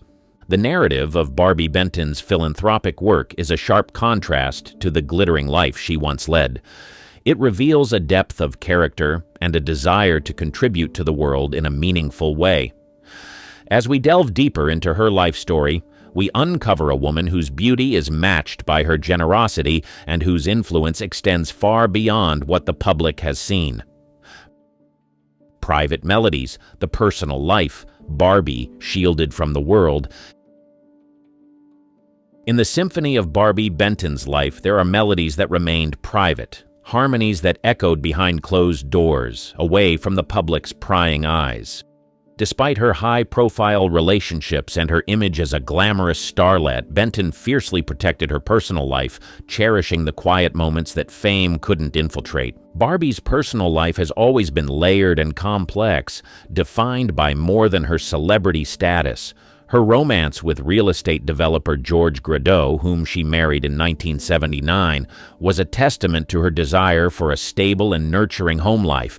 Their relationship was built on mutual respect and love, a sanctuary from the unpredictability of show business. Together, they raised 2 children, Alexander and Ariana, in a household where privacy was paramount, and the entertainment industry was just a backdrop. The Benton-Gradeau family life was idyllic in many ways, set against the beauty of their homes in Los Angeles and Aspen. Barbie created a world for her family that was rooted in normalcy and shielded from the tabloid culture.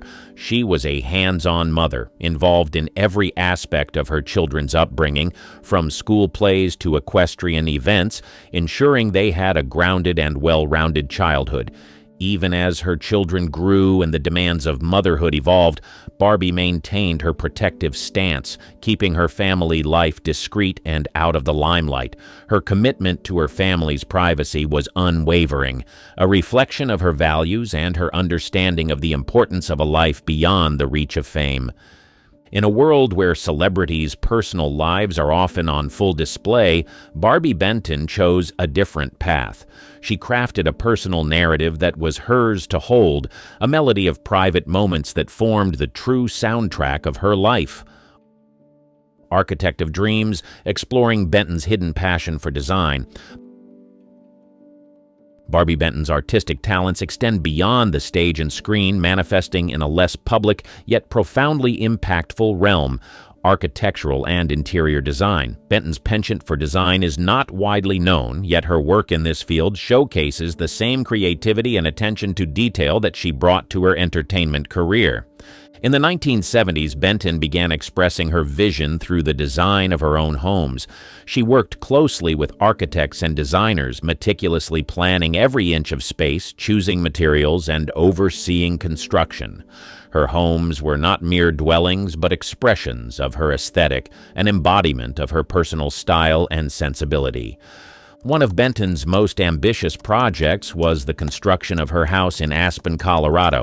It was here that her skills flourished, culminating in a home that was both a retreat and a masterpiece. The residence, which she shared with her husband George Grado, reflected her love for rustic elegance and her affinity for natural materials. It became a harmonious blend of luxury and comfort, nestled in the picturesque landscape of the Rocky Mountains. Benton's approach to design was holistic. She believed that a home should be a sanctuary, a place that reflects the soul of its inhabitants.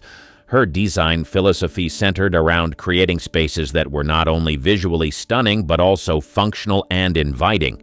Each room told a story, with carefully curated pieces, custom furniture, and art that spoke to her eclectic taste. Her design work has been recognized in several publications, highlighting her talent for transforming spaces into works of art. Benton's legacy in design is a testament to her multifaceted abilities and her relentless pursuit of beauty in all its forms. Barbie Benton may be best remembered for her time in front of the camera, but her work as a designer reveals another dimension to her character. As we continue to explore the layers of Benton's life, we witness a woman whose artistic vision knows no bounds and whose passion for design has left a lasting imprint on the world of architecture. The Wellness Advocate, Barbie's Secret Health and Wellness Journey. Barbie Benton's journey through the realms of health and wellness is a facet of her life that remained largely away from the headlines. Yet it is within this sphere that she has perhaps made some of her most impactful contributions. Benton's advocacy for wellness reflects her commitment to a holistic lifestyle, embodying the principles of mind-body harmony long before they became mainstream. Her exploration into wellness began as a personal mission, spurred by the health challenges faced by herself and those close to her. This quest led her to delve into the intricacies of nutrition, alternative medicine, and the healing arts. Benton's passion for wellness was not just about her own well-being, it was about sharing her knowledge and resources to help others lead healthier lives. Benton became a proponent of preventative health, emphasizing the importance of natural foods, regular exercise, and mental health awareness. She practiced what she preached, embodying a lifestyle that balanced physical activity with spiritual well-being. Her home in Aspen became a sanctuary where organic gardening and yoga were part of the daily routine. Her advocacy extended to her public life as well. Benton used her platform to raise awareness about health issues, particularly those affecting women. She supported health charities and campaigns, participated in wellness events, and spoke openly about her health philosophy, inspiring her fans to prioritize their well-being. Behind the scenes, Benton was instrumental in championing causes related to health education and access to natural health resources. She quietly contributed to wellness programs and supported initiatives that aimed to bring holistic health practices to a wider audience. The narrative of Barbie Benton as a wellness advocate is a compelling chapter in her life, showcasing a woman dedicated to nurturing the well-being of herself and others. Her holistic approach and dedication to wellness have been a constant thread throughout her life, influencing those around her and contributing to the wider dialogue on health. Legacy in the shadows, the influences and contributions overlooked by fame. Barbie Benton's legacy is one that resounds with quiet influence and subtle impact, much of which has been overshadowed by the more glamorous aspects of her fame. Her multifaceted career and personal interests have left an indelible mark not only on the entertainment industry but also on the many lives she has touched through her lesser-known endeavors. Throughout her time in the public eye, Benton has been a muse and a trendsetter, but her behind-the-scenes roles as a philanthropist, designer, and wellness advocate speak to a deeper contribution. Her influence extends into the realms of environmental conservation, health education, and the arts, areas where her input and support have often gone unrecognized. Her philanthropic efforts, particularly those directed towards environmental causes and children's health and education, reveal a compassionate spirit committed to making a tangible difference. Benton's advocacy for sustainable living and her hands-on approach to supporting various charities demonstrate her dedication to leaving a positive legacy beyond her celebrity status.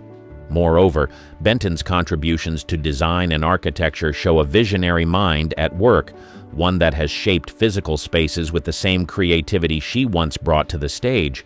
Her unique aesthetic and passion for creating environments that nurture the soul have inspired many to view their living spaces as sanctuaries for wellness and expression. As a wellness advocate, Barbie has been ahead of her time, championing holistic health practices and mental well-being before they became part of the cultural lexicon.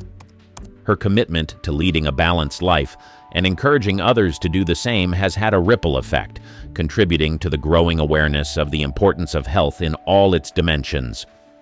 Barbie Benton's legacy is rich and varied, with many of her contributions remaining in the shadows yet profoundly influential. As we wrap up our exploration of her life, we are reminded that fame is but one part of a person's story. The true measure of impact is found in the quiet moments, the generous acts, and the creative endeavors that resonate with people's lives long after the spotlight fades. In the puzzling world of the 1960s cinema, amidst psychedelic hues and cultural revolutions, emerged a face that would both captivate and mystify the world. Ewa Aulin. A Swedish siren whose journey from a small town to the dizzying heights of Hollywood reads like a script from the very films she starred in. It was 1968, the year that reshaped Hollywood, when Ewa Aulin, barely 18, stepped into a role that would etch her name in the annals of film history. Candy, a film that flirted with controversy and seduced the era's rebellious spirit, became the vortex that pulled Aulin into a whirlwind of fame. But behind the camera's adoring gaze and the bright lights of stardom lay a path less seen, filled with twists and turns that led to her sudden, almost ghost-like disappearance from the silver screen. As the world moved on, the enigma of Ewa Aulin remained. Was she a comet that burned too bright, too fast? Or was there more to the story of the girl who became an icon overnight and then, just as quickly, vanished? This is a journey back in time, a search for the untold story of Ewa Aulin, the star of Candy, whose life off-screen remained shrouded in mystery. What secrets lie behind her enigmatic smile? What truths wait to be uncovered? Join us as we delve into the unseen side of a star who left more questions than answers in her wake. Unraveling Ewa Aulin. In the late 1960s, a young Swedish actress named Ewa Aulin captured the imagination of the film world. Born in 1950 in Landskrona, Sweden, Ewa's journey to stardom was as rapid as it was remarkable. With her ethereal beauty and captivating screen presence, she quickly became a symbol of the era's cinematic revolution. Ewa's early life in Sweden was far removed from the glamour of Hollywood. Growing up in a small town, she was discovered in her teens and soon found herself thrust into the limelight. Her natural talent and striking looks caught the attention of filmmakers, and it wasn't long before she was on her way to becoming an international sensation. Her rise to fame was meteoric. At just 17, Ewa won the title of Miss Teen Sweden, catapulting her into the public eye. This victory opened doors to the world of cinema, leading her to roles that would define her career. Ewa's allure wasn't just in her physical appearance, it was her ability to convey depth and emotion on screen that set her apart. However, the path to fame is often fraught with challenges. For Ewa, the sudden exposure and the pressures of the industry were overwhelming. The transition from a small-town girl to a sought-after actress in international cinema was a journey filled with excitement, but also with unforeseen difficulties. Ewa Aulin's story is not just one of fame and film. It's a tale of a young woman navigating the complexities of a rapidly changing industry. Her early roles, while not as widely known as her later work, showcased her range and potential. They were the first steps in a career that would see her become an icon of her time. As we unravel the story of Ewa Aulin, we delve into the making of a star. Her ascent in the film industry, marked by both dazzling highs and challenging lows, paints a picture of an era and a talent that left an indelible mark on cinema. Ewa's story is a testament to the allure and the trials of the film world, a world that she both enchanted and was ultimately disillusioned by. The Candy controversy. The year 1968 marked a pivotal moment in Iwa Aulin's career with the release of Candy, a film that would become synonymous with her name. Candy, based on the novel by Terry Southern and Mason Hoffenberg, was a satirical take on Voltaire's Candide, reimagined in a psychedelic, sexually charged landscape of the 1960s. Aulin, cast in the titular role, found herself at the center of a cinematic storm that would define her career.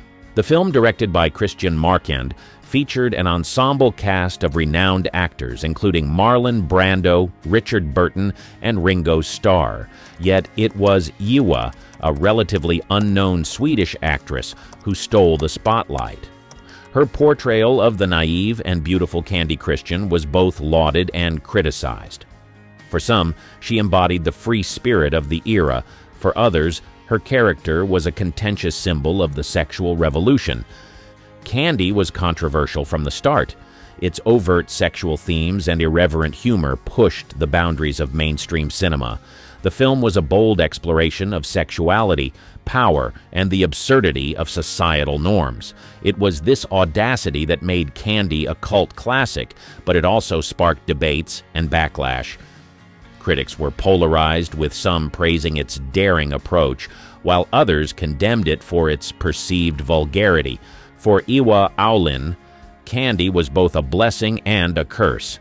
The film catapulted her to international fame, making her a household name overnight. However, the controversy surrounding the film also typecast her, limiting her opportunities to showcase her range as an actress. The role of Candy Christian became a double-edged sword, offering fame but at the cost of artistic freedom. The impact of Candy on Iwa's career was profound. It opened doors to new projects and collaborations, but it also overshadowed her other work. The film's legacy, tied closely to Ewa's own, is a complex one. It stands as a testament to a bold and experimental era in cinema, but also as a reminder of the challenges faced by young actresses thrust into the spotlight. Iwa Aulin's experience with Candy reflects the broader dynamics of the film industry in the 1960s. It was a time of great change and experimentation, but also of controversy and debate. Candy remains a significant, if contentious, part of Ewa's legacy, a film that encapsulates the paradoxes of fame and artistic expression in an era that redefined cinema. Stardom's hidden shadows. Iwa Aulin's ascent to stardom, while rapid and dazzling, was not without its challenges. The glare of the spotlight often hides the less glamorous realities faced by those in the entertainment industry, and Iwa's experience was no exception. Her journey through the world of cinema during the late 1960s and early 1970s revealed the complexities and pressures that come with sudden fame, especially for a young actress. After Candy, Iwa found herself navigating a film industry that was both enamored by her charm and indifferent to her aspirations as an artist. The industry, particularly at that time, was known for its harsh realities, often overshadowed by the glitz of celebrity culture. Young actors, especially women, faced immense pressure to conform to certain roles and expectations. Iwa, with her ethereal beauty and European allure, was often typecast, limiting her ability to explore diverse and challenging roles. The psychological toll of this typecasting and the relentless pace of the industry began to weigh on Iwa. The transition from a teenager in Sweden to an international film star was a whirlwind that left little room for personal growth or reflection. The constant scrutiny, the need to maintain a public persona, and the lack of privacy were aspects of fame that Iwa, like many in her position, found difficult to navigate. Moreover, the film industry of that era was not known for its support of mental health or its sensitivity to the personal struggles of its stars. The focus was often on capitalizing on an actor's current fame with little regard for their long-term well-being. This environment could be particularly challenging for someone as young and inexperienced as Iwa was at the time. Iwa's story is reflective of the broader experience of many young actors thrust into the limelight. The hidden shadows of stardom, the loneliness, the typecasting, the pressure to maintain a certain image are often overlooked in the narratives of glamour and success. Ewa Aulin's journey through the highs and lows of fame provides a poignant insight into the often unseen challenges faced by those in the world of cinema. Her experiences during this period highlight the need for a more supportive and understanding industry, one that recognizes the human element behind the screen. Ewa's career, marked by both remarkable achievements and personal struggles, serves as a reminder of the complex reality that lies beneath the surface of stardom. Beyond the spotlight. Ewa Aulin's career, while marked by significant cinematic achievements, also tells a story of a young woman seeking her identity beyond the confines of the silver screen. As the 1970s progressed, Ewa began to explore life beyond her established persona as a film star. This chapter of her life is less documented, yet it is crucial in understanding the person behind the celebrity. After the whirlwind of Candy and subsequent roles, Ewa started to question her place in the film industry. The constant public scrutiny and the pressures of fame led her to yearn for a more grounded existence. She began to seek a life that allowed her personal growth and exploration, away from the expectations of Hollywood. This period in Ewa's life was marked by a deliberate step back from the limelight. She turned down roles that did not align with her evolving interests and started to pursue a life that was not defined solely by her acting career. This decision was bold, especially considering the momentum she had gained in the industry. However, it reflected her desire for authenticity and her need to carve out a space for herself beyond her public image. Ewa Aulin's move away from the constant glare of the film industry was not just a retreat, it was an exploration of a different kind of fulfillment. It was about redefining success on her own terms and finding contentment beyond the accolades and applause. Her life beyond the spotlight is a powerful narrative of personal resilience and the search for authenticity in a world that often values appearance over substance. Ewa's enigmatic exit. Her departure from the film industry was as enigmatic as her rise to fame. In the mid-1970s, at a time when many expected her career to continue its upward trajectory, Ewa made the unexpected decision to step away from acting. This move sparked curiosity and speculation among her fans and the media, as it seemed to contradict the typical aspirations of a rising star. The reasons behind Ewa's decision to leave the film industry were multifaceted and personal. One factor was her desire to pursue education. Ewa had always valued learning and personal development, and stepping away from acting provided her with the opportunity to focus on her studies. She enrolled in university, a choice that was at odds with the expectations of a Hollywood starlet, but aligned with her personal aspirations. Another aspect that influenced Ewa's decision was her disillusionment with the film industry. The reality of working in cinema, with its relentless focus on image and marketability, clashed with her personal values and aspirations for artistic expression. Ewa sought roles that challenged her as an actress, but such opportunities were scarce, leading to a sense of frustration and a reevaluation of her career path. Rumors and speculation about Ewa's sudden exit abounded. Some suggested that she was overwhelmed by the pressures of fame, while others speculated about possible personal reasons behind her decision. The truth, as is often the case with public figures, was likely a complex combination of personal and professional factors. Ewa's exit from acting was a bold move that left many unanswered questions. It was a decision that reflected her desire for autonomy and her willingness to forge a path that diverged from the expectations of the entertainment industry. Her departure from the film world marked the end of a significant chapter in her life, but also the beginning of a new journey of self-discovery and fulfillment. Ewa Aulin's enigmatic exit from the film industry remains a fascinating aspect of her story. It speaks to the challenges faced by young actors in navigating fame and highlights the courage it takes to make unconventional choices in pursuit of personal authenticity. Her departure from acting is a reminder of the often unseen struggles of those in the limelight and the complex realities behind the facade of celebrity. Lesser-known roles. Ewa Owlin's filmography, while often overshadowed by her role in Candy, includes a variety of lesser-known works that showcase her range and depth as an actress. These roles, though not as widely recognized, offer a glimpse into her versatility and her willingness to explore diverse characters and themes. One such film is Death Laid an Egg, a unique blend of giallo and science fiction genres. In this avant-garde Italian thriller, Ewa played Gabrielle, a character entangled in a complex plot involving love, murder, and genetic engineering. Her performance in this unconventional film demonstrated her ability to adapt to challenging and unconventional roles, far removed from the innocence of Candy Christian. Another notable but less discussed role of Ewa's was in The Double Bed, a dramatic exploration of marital strife and infidelity. In this film, Ewa portrayed a young woman caught in a tumultuous relationship, showcasing her capacity to convey deep emotional turmoil and vulnerability. Her performance was a departure from her more whimsical roles, revealing a more serious and introspective side of her acting abilities. Ewa also appeared in Microscopic Liquid Subway to Oblivion, a film that delved into the dark and surreal aspects of drug addiction.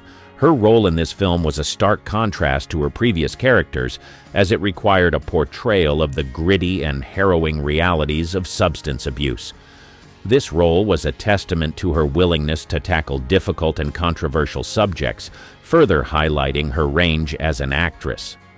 In addition to these films, Ewa took on roles in various European productions, each presenting different challenges and opportunities for artistic expression.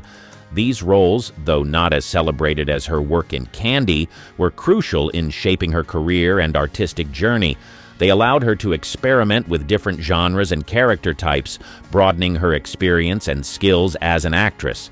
Ewa's lesser-known roles are essential in understanding her as an actress and an artist. They demonstrate her desire to push boundaries and explore the complexities of human experience through her craft. These roles also reflect the diverse opportunities and challenges she faced in the film industry, shaping her path as an actress. While these roles did not garner the same level of fame as Candy, they are integral to Ewa Owlin's legacy. They showcase a side of her talent that is often overlooked, but is equally deserving of recognition and appreciation. Her performances in these lesser-known films are a testament to her versatility and commitment to her craft, offering a more nuanced view of her abilities and contributions to cinema. The truth behind Ewa Owlin rumors. Ewa Owlin's rise to fame was accompanied by a swirl of rumors and speculations, some of which have persisted over the years. This chapter aims to shed light on these rumors, separating fact from fiction and providing a clearer picture of Ewa's life and career.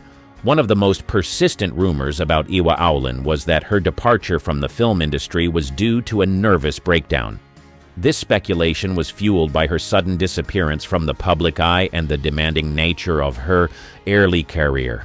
However, this rumor lacks substantial evidence. Wa's decision to leave acting was more about seeking personal fulfillment and education rather than a result of mental health issues. Her choice was a conscious and deliberate move towards a different path in life, driven by her own desires and aspirations. Another rumor that circulated was regarding Ewa's relationships with high-profile figures in the entertainment industry. Tabloids often linked her romantically with various co-stars and directors. While it's common for actors to be subject to such gossip, in Ewa's case, these stories were more fiction than reality. Ewa maintained a level of professionalism in her work that kept her personal and professional lives separate. Most of these rumored relationships were either exaggerated or entirely fabricated by the media. There were also rumors about Ewa being difficult to work with on set.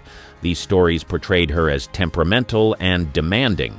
However, colleagues and directors who worked with Iwa often spoke of her as a dedicated and hard-working actress. The narrative of her being a difficult star seems to be a classic case of misunderstanding and misrepresentation, a not uncommon occurrence in the film industry, especially for young actresses. Iwa's life post-Hollywood also became a subject of speculation. Rumors ranged from her living a reclusive life to her completely abandoning her past as an actress. The truth is more mundane and relatable. Iwa chose a life of normalcy, focusing on her education and family. She did not shun her past, but instead chose to not let it define her entire existence. A legacy revisited. Ewa Owlin's legacy in the film industry, though brief, left an indelible mark on the cinematic landscape of the 1960s and 70s. Her departure from acting did not diminish the impact she had made, particularly with her role in Candy. Over the years, her work, especially in this iconic film, has been revisited and re-evaluated, gaining her a new generation of admirers. Candy, once mired in controversy, has come to be appreciated for its daring approach and its commentary on the cultural and sexual revolutions of the era. Iwa's portrayal of Candy Christian, initially met with mixed reviews, is now often viewed in a different light. Critics and fans alike have come to recognize the complexity of her performance, which captured the innocence and satire inherent in the character. Beyond Candy, Iwa's other film roles, though less known, have also received attention. Films like Death Laid an Egg and The Double Bed showcase her versatility as an actress and her willingness to explore unconventional roles. These films, along with her brief but memorable career, contribute to a legacy that is both unique and intriguing. Iwa's decision to leave the film industry, once seen as abrupt and puzzling, is now often viewed as a bold and personal choice. In an era where celebrity culture often dictates one's path, Iwa's choice to prioritize her own well-being and interest is seen as a sign of strength and self-awareness. The legacy of Ewa Owlin is not just in the roles she played, but also in the narrative of her career.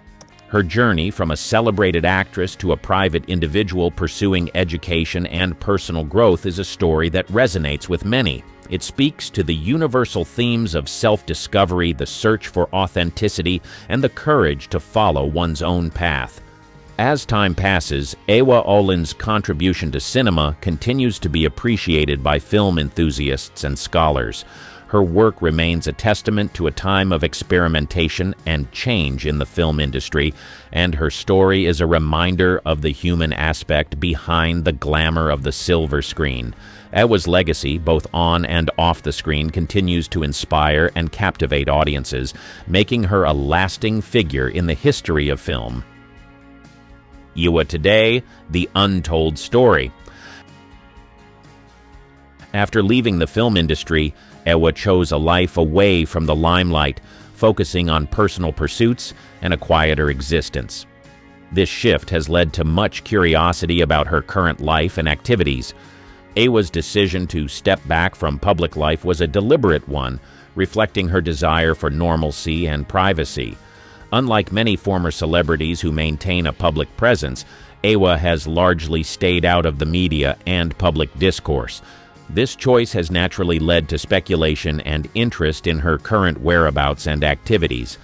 Despite her withdrawal from public life, Ewa occasionally resurfaces in media reports or interviews, providing glimpses into her life after fame. These rare appearances have revealed that she pursued education and focused on family life, embracing roles far removed from her former celebrity status. The lack of extensive public information about Ewa's current life has led to a sense of mystery surrounding her. Fans and film historians often express curiosity about her post-Hollywood journey, wondering how she has navigated life after fame. This curiosity is a testament to the lasting impact of her brief but memorable career in the film industry. Ewa Owlin's story today is a narrative of choice and the pursuit of a life defined by personal values rather than public expectations. Her decision to live away from the public eye is a powerful statement about the value of privacy and the right to redefine one's life on one's own terms. Hollywood loves a good love story, but when it comes to Susan Sarandon, the line between fact and fiction is blurrier than ever. Today we cut through the noise and bring you the real story of her love life. From her storied past to her bold revelations, find out what Susan has to say about the affairs that have kept tabloids buzzing, the emergence of the rumors. Celebrated for her roles in films like Thelma and Louise and Dead Man Walking, Susan Sarandon often found herself in the spotlight. In the late 1980s and early 1990s, her love life became a significant topic of public interest. In 1988, while filming Bull Durham, she met Tim Robbins. Their on-screen chemistry blossomed into a real-life romance, captivating fans and media alike. Their relationship, lasting over 2 decades, was high-profile in Hollywood. The couple had 2 sons, Jack and Miles, and appeared to be a perfect match. Their decision not to marry fueled constant media speculation and scrutiny. Despite a relatively stable personal life with Robbins, rumors about other alleged affairs began to circulate. In the early 1990s, whispers linked her to other co-stars and prominent Hollywood figures. These rumors often lacked substantiation, but persisted due to her celebrity status. In 1999, while starring alongside Paul Newman in Twilight, tabloids speculated about a possible fling, despite both being in committed relationships. Newman, a longtime friend, dismissed the rumors as typical Hollywood nonsense. By the early 2000s, gossip continued unabated. In 2003, she and Robbins attended the Cannes Film Festival, where their interactions with various celebrities led to another round of rumors. Sources close to the couple dismissed these stories as completely unfounded. In 2009, their separation after 23 years together fueled even more speculation. The media buzzed with theories about the reasons behind the split, many suggesting infidelity. Both Sarandon and Robbins maintained a dignified silence amid the media storm. As Sarandon continued her successful career in films like Cloud Atlas and The Lovely Bones, the rumors persisted. A new wave of gossip arose in 2010 when she began working with Jonathan Bricklin on the ping pong club, Spin. Their close professional relationship led to further speculation about a romantic involvement. Despite the constant rumors, she rarely addressed them publicly. In a 2012 interview with AARP, she commented on her relationship with Robbins, stating, "We were together for a really long time. It's an incredible thing to have a family with someone." Sarandon's early relationships. Before the media frenzy surrounding her later years, Susan Sarandon's early relationships set the stage for the public's fascination with her love life. Born Susan Abigail Tomlin, she married actor Chris Sarandon in 1967. They met at the Catholic University of America, where both were studying drama. Their marriage lasted until 1979, during which time she adopted his surname, keeping it even after their divorce. During the late 1970s, Sarandon's career began to take off with roles in films like The Rocky Horror Picture Show, 1975, and Pretty Baby, 1978. Around this time, rumors started to emerge about potential off-screen romances. One significant relationship was with director Louis Malle, whom she met while working on Pretty Baby. Although their relationship was professional, it fueled speculation in the tabloids. Post-divorce, she briefly dated actor Sean Penn in the early 1980s. The relationship was kept relatively private, with little media coverage compared to her later relationships. However, the intrigue surrounding her personal life was already beginning to build. In 1983, she starred in The Hunger, a film that paired her with David Bowie. Their on-screen chemistry sparked rumors of an off-screen romance. These rumors were largely unfounded, as she later clarified in interviews that their relationship was strictly professional and respectful. Her next notable relationship was with Italian filmmaker Franco Amuri, with whom she had a daughter, Ava Amuri, in 1985. This relationship was marked by mutual respect and collaboration, with Amuri directing Sarandon in the film Quiet Chaos, 1988. The couple's decision to co-parent amicably after their separation set a positive example in Hollywood. Despite the end of her marriage and various relationships, Sarandon's career continued to flourish. She earned critical acclaim and an Oscar nomination for her role in Atlantic City, 1980, followed by standout performances in The Witches of Eastwick, 1987, and Bull Durham, 1988. These successes solidified her status as a leading actress in Hollywood and kept her in the public eye. Throughout these years, Sarandon's personal life remained a topic of interest. Her decision to keep her surname post-divorce was seen as a symbol of her independence and strength. Her ability to balance a successful career with motherhood also earned her admiration. In a 1995 interview with the New York Times, she reflected on her early years and relationships, saying, "Each relationship taught me something valuable about myself and my journey. I have no regrets." This perspective highlighted her resilience and growth, which resonated with many of her fans. The iconic romance with Tim Robbins. In 1988, Susan Sarandon's life took a pivotal turn when she met Tim Robbins on the set of Bull Durham. Their chemistry was undeniable, both on and off screen, and it wasn't long before their relationship became a focal point for Hollywood gossip. Their romance was considered unconventional, primarily due to the 12-year age difference, but that did not deter them. Instead, their relationship flourished in the public eye, creating a power couple dynamic that was rare in Hollywood. The media's fascination with their relationship was fueled by their decision to live together and raise a family without getting married. In 1989, their first son, Jack Henry Robbins, was born. This joyous occasion was covered extensively by the press, with many applauding their decision to start a family despite not being legally wed.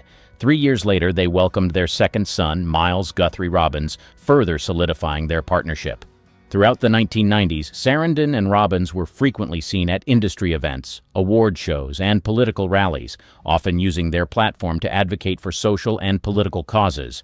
They collaborated on several projects, including the critically acclaimed film Dead Man Walking in 1995, which Robbins directed and for which Sarandon won the Academy Award for Best Actress. Their professional collaboration was as celebrated as their personal relationship, making them one of Hollywood's most influential couples. Despite their high-profile status, they managed to keep their private life relatively shielded from the public. However, rumors about their relationship were inevitable. Stories of alleged affairs and disagreements surfaced from time to time, but they often addressed these with humor and dismissiveness. In a 1999 interview with The Guardian, Sarandon joked about the rumors, saying, "It's always amusing to read about your own affairs in the paper." The couple's commitment to each other was evident in their shared projects and public appearances. However, in 2009, after 23 years together, they announced their separation. The news came as a shock to many, sparking a wave of speculation about the reasons behind the split. The media speculated extensively, with many attributing the breakup to various unsubstantiated rumors of infidelity and growing apart. In the aftermath, both maintained a dignified silence, focusing on their careers and children.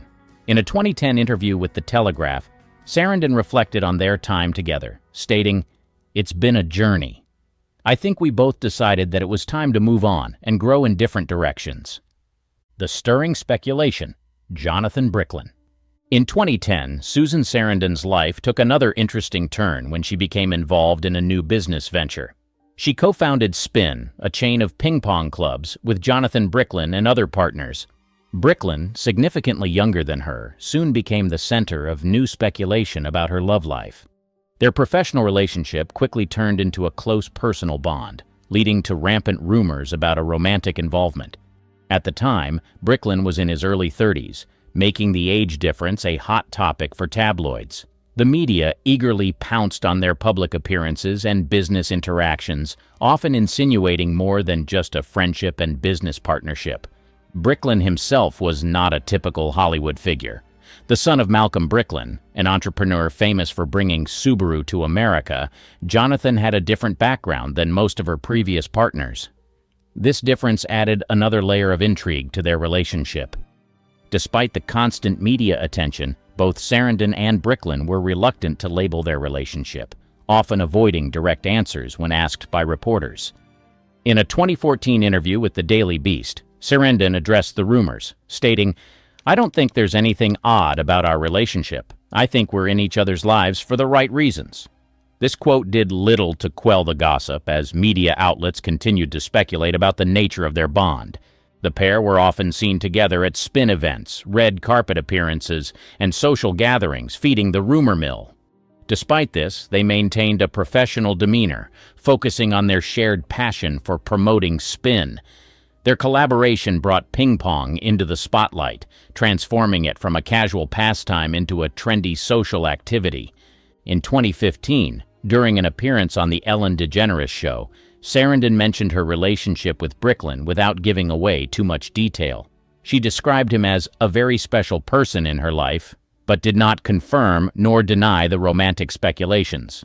This ambiguity only fueled more curiosity and media attention.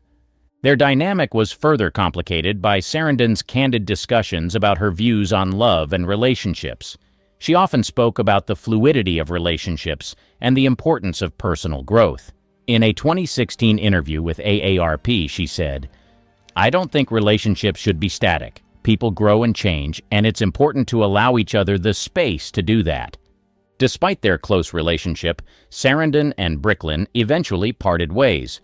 By 2018, reports indicated that they had amicably separated, choosing to focus on their individual paths. Hollywood and gossip, the pressure cooker. Her career has long been intertwined with the relentless scrutiny of Hollywood gossip. This environment has often amplified personal details, turning them into public spectacles. The media's obsession with her love life is emblematic of a broader cultural fascination with celebrity relationships. Throughout the 1990s and 2000s, tabloids thrived on sensational headlines. For Sarandon, this meant constant speculation about her personal relationships. Every public appearance, co-star interaction, and personal decision was fodder for the gossip mills. This relentless attention created an atmosphere where maintaining privacy was nearly impossible. One of the most notable aspects of this pressure cooker environment is the persistence of rumors, even in the absence of concrete evidence. The media often clings to the slightest hint of scandal, perpetuating stories that may have little basis in reality. For instance, her interactions with younger co-stars and business partners were regularly blown out of proportion. Hollywood's culture of gossip is also fueled by the industry's competitive nature. Publicists, agents, and even peers sometimes contribute to the rumor mill, either intentionally or inadvertently. For Sarandon, who has always been candid about her views on love and relationships, this environment was particularly challenging. Her openness often led to misinterpretations and exaggerated stories. In a 2006 interview with Vanity Fair, she commented on the constant speculation, saying, "People love a good story, and sometimes the truth isn't as interesting. I've learned to take it with a grain of salt." The pressure cooker environment of Hollywood also impacts the relationships themselves. The intense scrutiny constrain even the strongest partnerships. For Sarandon and Robbins, maintaining a sense of normalcy amidst the chaos was crucial. They often shielded their children from the public eye and focused on their shared values and interests. Post-separation, the gossip machine didn't slow down. Her association with Jonathan Bricklin and other younger men continued to spark rumors. Each new project or public appearance was analyzed for potential romantic undertones, perpetuating the cycle of speculation. The turning point. Susan speaks out. In 2014, Susan Sarandon reached a breaking point with the constant speculation about her personal life. Tired of the relentless rumors, she decided to address the gossip head-on. This marked a significant turning point in how she interacted with the media and the public regarding her relationships. The opportunity came during an interview with the Daily Beast. Known for her candidness, she used this platform to set the record straight about her relationship with Jonathan Bricklin. In a straightforward manner, she stated, "I don't think there's anything odd about our relationship. I think we're in each other's lives for the right reasons." This statement was one of the few times she directly addressed the rumors. This interview was a bold move. For years, Sarandon had avoided giving direct answers about her personal life, preferring to keep her private affairs out of the spotlight. By breaking her silence, she took control of the narrative. The media's response was a mixture of surprise and curiosity, with many outlets running stories that quoted her interview. Following this, she continued to speak openly about her views on relationships in various interviews. In a 2015 appearance on the Ellen DeGeneres Show, she elaborated on her relationship philosophy, emphasizing the importance of personal growth and the fluidity of relationships. She remarked, "I think you can have a relationship with somebody that changes over time, and you have to be open to that." Another significant moment came in a 2016 interview with AARP, where she discussed her breakup with Tim Robbins and her relationship with Bricklin. She reflected on her journey, saying, Relationships evolve, and I think it's important to allow yourself the space to grow. Sometimes that means moving in different directions. Her reflections provided a more nuanced understanding of her personal life, countering the simplistic and often sensational narratives previously presented. Despite her efforts, the media's fascination with her love life persisted. However, by speaking out, she managed to humanize herself in the eyes of the public. Her candidness and introspection resonated with many, shifting the focus from scandalous rumors to genuine personal growth and self-awareness.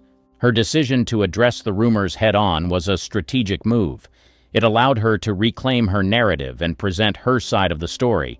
This approach not only mitigated some of the negative press, but also garnered respect from fans and media alike for her honesty and strength. In the years following her decision to speak out, she continued to be a prominent figure in Hollywood, balancing her career with her personal life. Her openness about her relationships and the challenges of maintaining them under public scrutiny provided a fresh perspective on the often one-dimensional portrayal of celebrities in the media. Public reaction and media coverage. Following her 2014 interview with the Daily Beast, social media buzzed with discussions about Susan Sarandon's comments.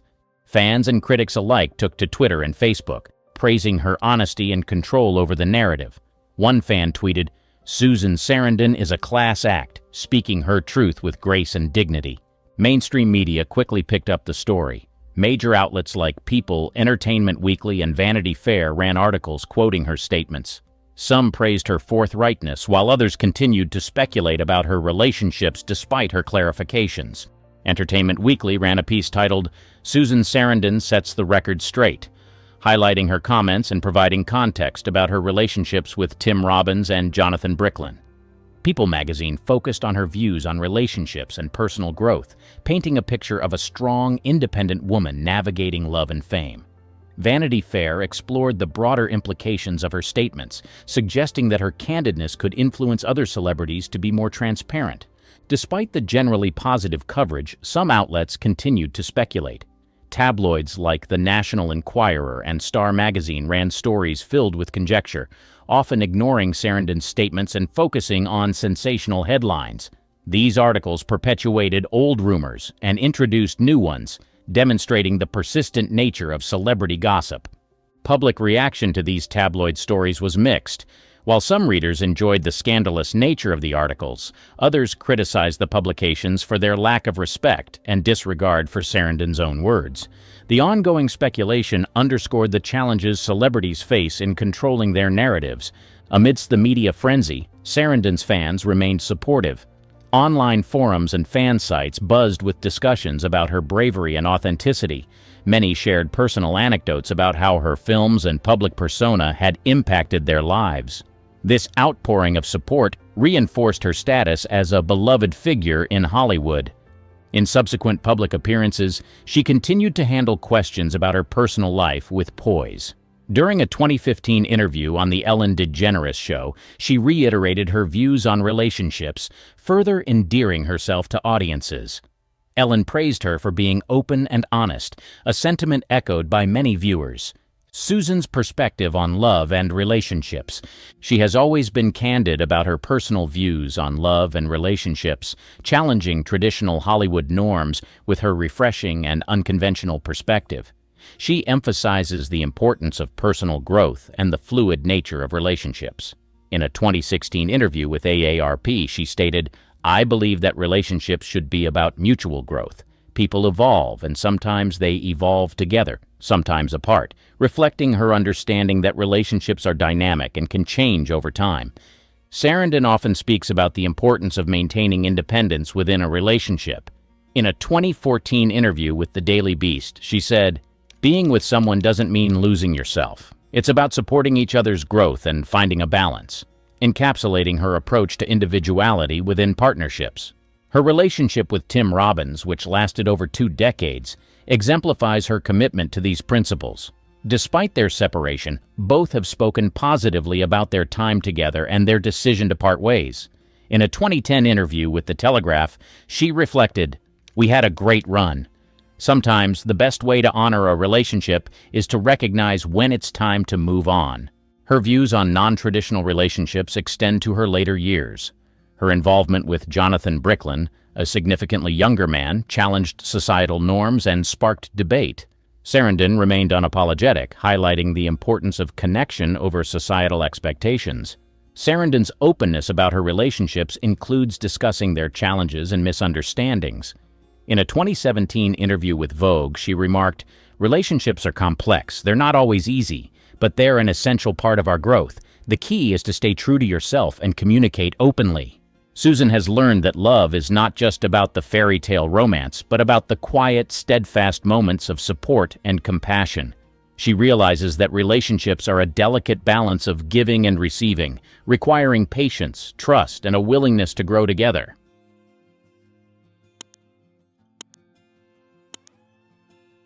She was one of the queens of classic Hollywood and received several awards and nominations during her peak. Known for her incredible talent and ageless beauty and grace, Sybil Shepherd has made quite a name for herself. But behind the dazzling smile and the star-studded career lies a secret, a truth she's kept hidden from the flashing lights of the cameras and the prying eyes of the public. What could a celebrity of her stature possibly want to keep under wraps? The answer lies in a series of events, choices, and moments that paint a picture very different from the one we see on the silver screen. From peak fame to personal battles, Shepherd's story is more than just tabloid fodder. It's a saga that questions the very nature of celebrity privacy. Stay tuned, because what you're about to hear is something Sybil Shepherd doesn't want you to know. She had an affair with a married man. Earlier on in her life, Sybil met a man named Peter Bogdanovich. He was a director, producer, and an asset in the Hollywood industry, but somehow the unlikely couple fell in love and had an affair, even when Peter was married with 2 children. But that's not all. According to a Juicy People article from May 1974, Bogdanovich made quite the exit from his previous life with his wife, Patty Platt, and their 2 kids, all in the name of love for Shepherd. At the time of this cinematic love affair, they were living the high life in a lavish Bel Air mansion, the kind dreams are made of. But let's rewind to the awkward beginnings of this Hollywood romance. How exactly did it start? Well, Bogdanovich, in his recollection, paints a vivid picture of their first encounter. Shepherd was perched on the floor, seeming a bit nonchalant. When the director probed about her activities, she casually dropped the bomb that she was in college and had a soft spot for reading. But here's where it gets interesting. Dostoevsky, the heavyweight of Russian literature, was Shepherd's proclaimed favorite author. Yet when Bogdanovich dug deeper and asked which specific book stole her heart, Shepherd stumbled in her response. Red flags, right? But Bogdanovich, ever the perceptive storyteller, sensed a casually destructive quality about her. Despite the enigmatic aura, Shepherd found her way into his film, and their connection started brewing like a Hollywood plot twist. Despite their apparent bliss, the duo waved off any notions of marriage. When he was asked about their relationship and why he's not deciding to marry Sybil, Bogdanovich, with a dash of dismissiveness, said, "That is a chilling thought. Does she look like Mrs. Bogdanovich?" While this came off as an innocent remark, some say it was an indirect insult to Sybil, as it suggested that she was only good enough to be a mistress, never a wife. She couldn't marry right. Sybil Shepherd's journey down the aisle has been a bit of a roller coaster, marked by several marriages that captured the public's attention. Let's take a stroll down the matrimonial memory lane. It all started in a Memphis nightclub where Sybil Shepherd and David Ford's worlds collided in a whirlwind of music and attraction. They were like magnets, drawn together from the get-go. Ford, a guide into the enchanting realm of blues music, sparked a fire in Shepherd's heart for the stage. As their love story unfolded, so did Shepherd's newfound passion for performing. However, every love story has its plot twists. In a candid chat with The Guardian, Shepherd dropped a bombshell, revealing that her bluesy love journey hit a sour note. According to her, Ford Strayed betraying the trust she had invested in their relationship. The couple called it quits in 1982. The reason for their divorce? Well, they cited irreconcilable differences, and as you can imagine, the divorce wasn't a walk in the park for Sybil. Fast forward to the divorce drama, and the dollars started flowing, $15,000 to be precise, landing in Ford's pocket as part of the settlement. Meanwhile, Shepard clutched the reins of motherhood, securing custody of their daughter. It was a bittersweet finale to a chapter that started with harmonious melodies, but ended on a dissonant chord.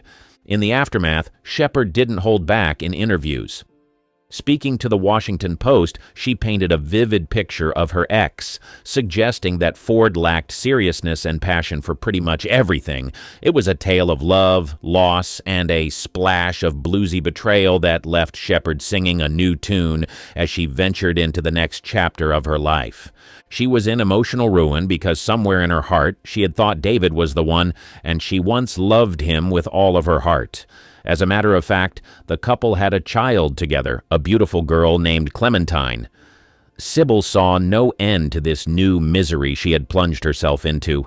The end of any marriage is no easy ordeal for anyone, but she later found the courage to open up about the pain and heartbreak, and the reactions she got from the public both soothed and confused her at the same time. On one hand, some sympathized with the star's personal struggles, showing love and support any way they could, but on the other hand, some others gobbled up the gossip columns, spreading as many rumors as they could about why the marriage ended. But even beyond all of these, anyone would think that Sybel's career would suffer. However, the divorce didn't spell doom for her career. If anything, it added a layer of relatability to her public persona, showcasing the real person behind the Hollywood glamour. Although, in the end, some argued that her career seemed to skyrocket and maybe marry, and this time, stay with the person forever.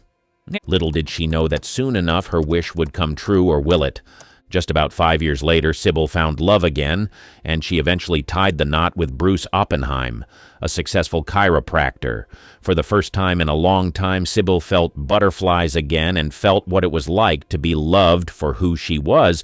This time, she was sure she had corrected her mistake with her ex-husband and had found the perfect man.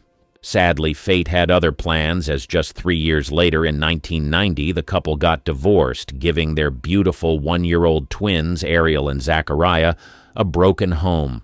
Once more, the public got a front-row seat to the ups and downs of a celebrity marriage. This time around, the media buzz was a bit more frenzied, perhaps fueled by the high-profile nature of both parties. The marriage was the second for both Sybel and Bruce, so it got more attention. However, Sybel weathered the storm with resilience. She felt horrible about it, and the fact that she had had 2 husbands in less than a decade bothered her. Some reports say that she began to feel unworthy of love and tried to distract herself with her career. But unfortunately, it was a lot harder this time because Bruce seemed to be more upset about the divorce than she was, and as a result, he appeared to shut her off completely, leaving her to raise their kids alone and balance a thriving career at the same time. When talking about her pain, Sybil said, "I'm hoping that at some point I'll be able to talk to him and he'll be able to get over his anger about the divorce, to be able to talk about what's best for the children." The public's opinion this time was less than friendly compared to the last time. The perception of Sybil began to morph into one that painted her as a problematic and difficult woman to love and live with as a result of the multiple divorces she has been through. However, Sybil decided that this time she was not going to jump into another relationship. This time she would take things slow and be absolutely sure before she ever got married again. As a matter of fact, she even began to consider never getting married again. This was her mindset until 9 years later, in the year 1999, love got a hold of her, and this time with a man named Andrei Nikolaevich. The taxi driver sensation hit the world with a love bomb by announcing her engagement to Andrei Nikolaevich, a former jeweler who's now rocking the title of psychologist. In a Broadway-worthy reveal to the New York Daily News, the actress spilled the beans while basking in the limelight of her role in The Best Man.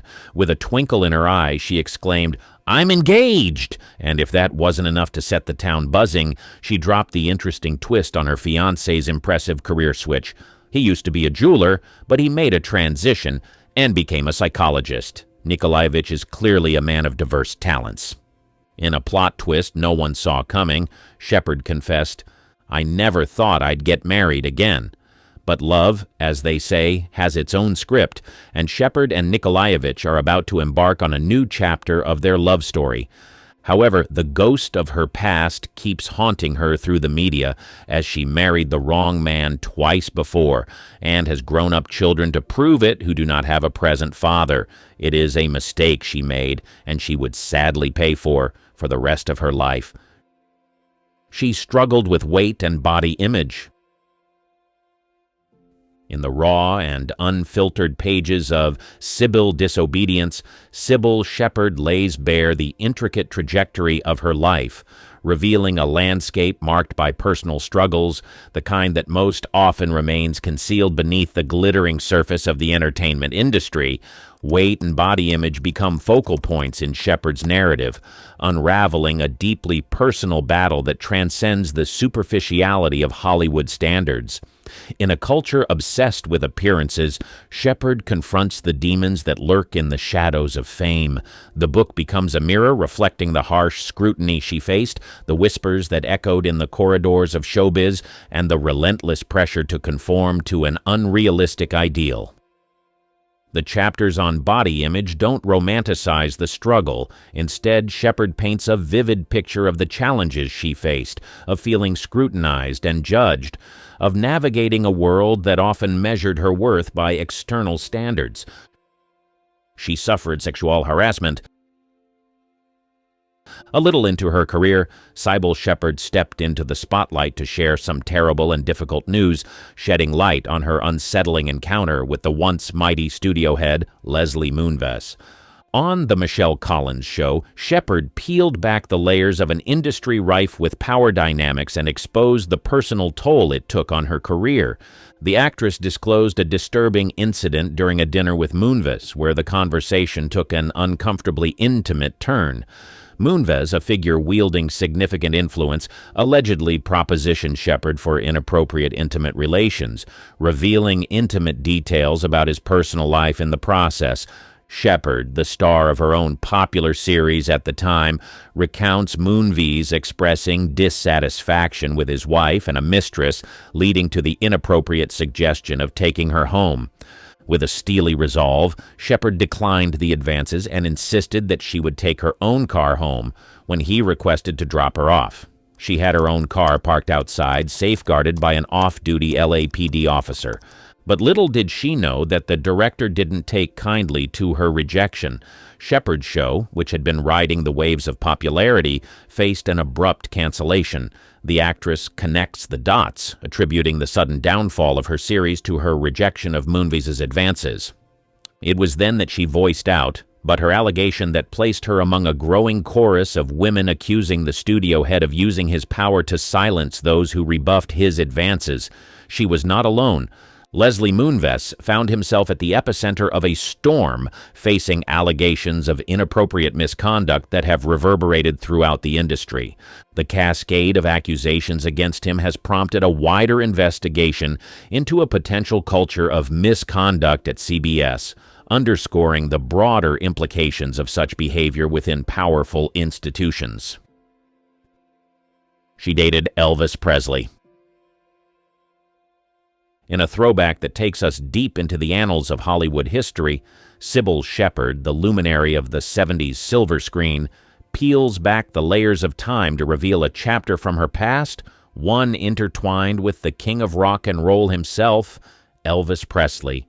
She was only a budding actress at the time, catapulted to stardom with breakthrough roles in iconic films like The Last Picture Show and The Heartbreak Kid.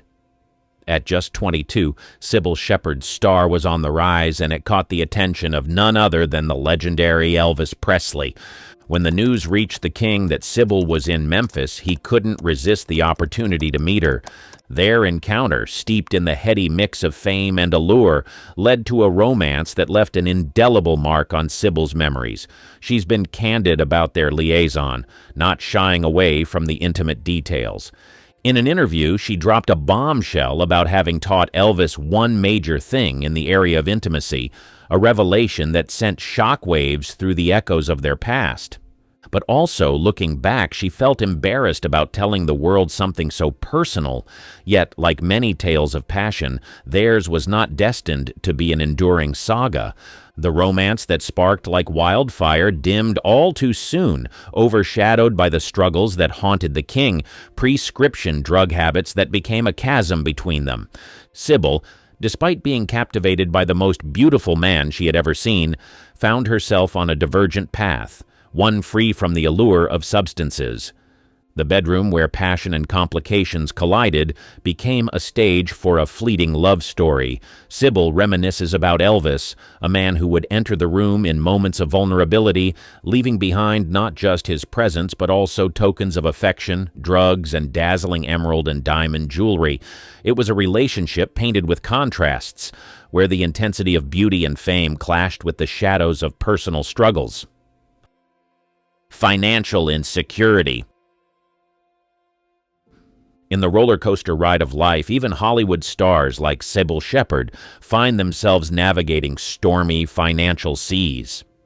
The late 1990s was a time when the world was dialing up the internet on chunky computers, and Sybil was facing a financial tempest. Money, usually a silent backdrop in the world of fame, took center stage. The whispers of financial challenges grew louder, echoing through the glamorous corridors of Hollywood. It was during this tumultuous period that Sybil Shepherd found herself at a crossroads, a junction where she had to confront the harsh reality of financial turmoil. In a move that many would consider a last resort, she made the difficult decision to file for bankruptcy. This wasn't just a blip on the financial radar, it was a seismic event that shook the foundations of her economic stability.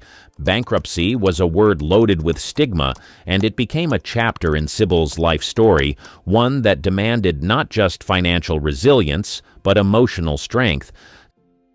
Sybil and Bruce Willis's drama. Let's rewind to the set of Moonlighting in the 80s. A time when the TV screens were graced by the chemistry of Sybil Shepherd and Bruce Willis. Amidst the on-screen banter and detective escapades, there brewed a different kind of drama behind the scenes. Reports surfaced not of the harmonious collaboration we often imagine, but of tension that hung in the air like a storm waiting to break. The working relationship between Sybil Shepherd and her co-star Bruce Willis was far from smooth sailing.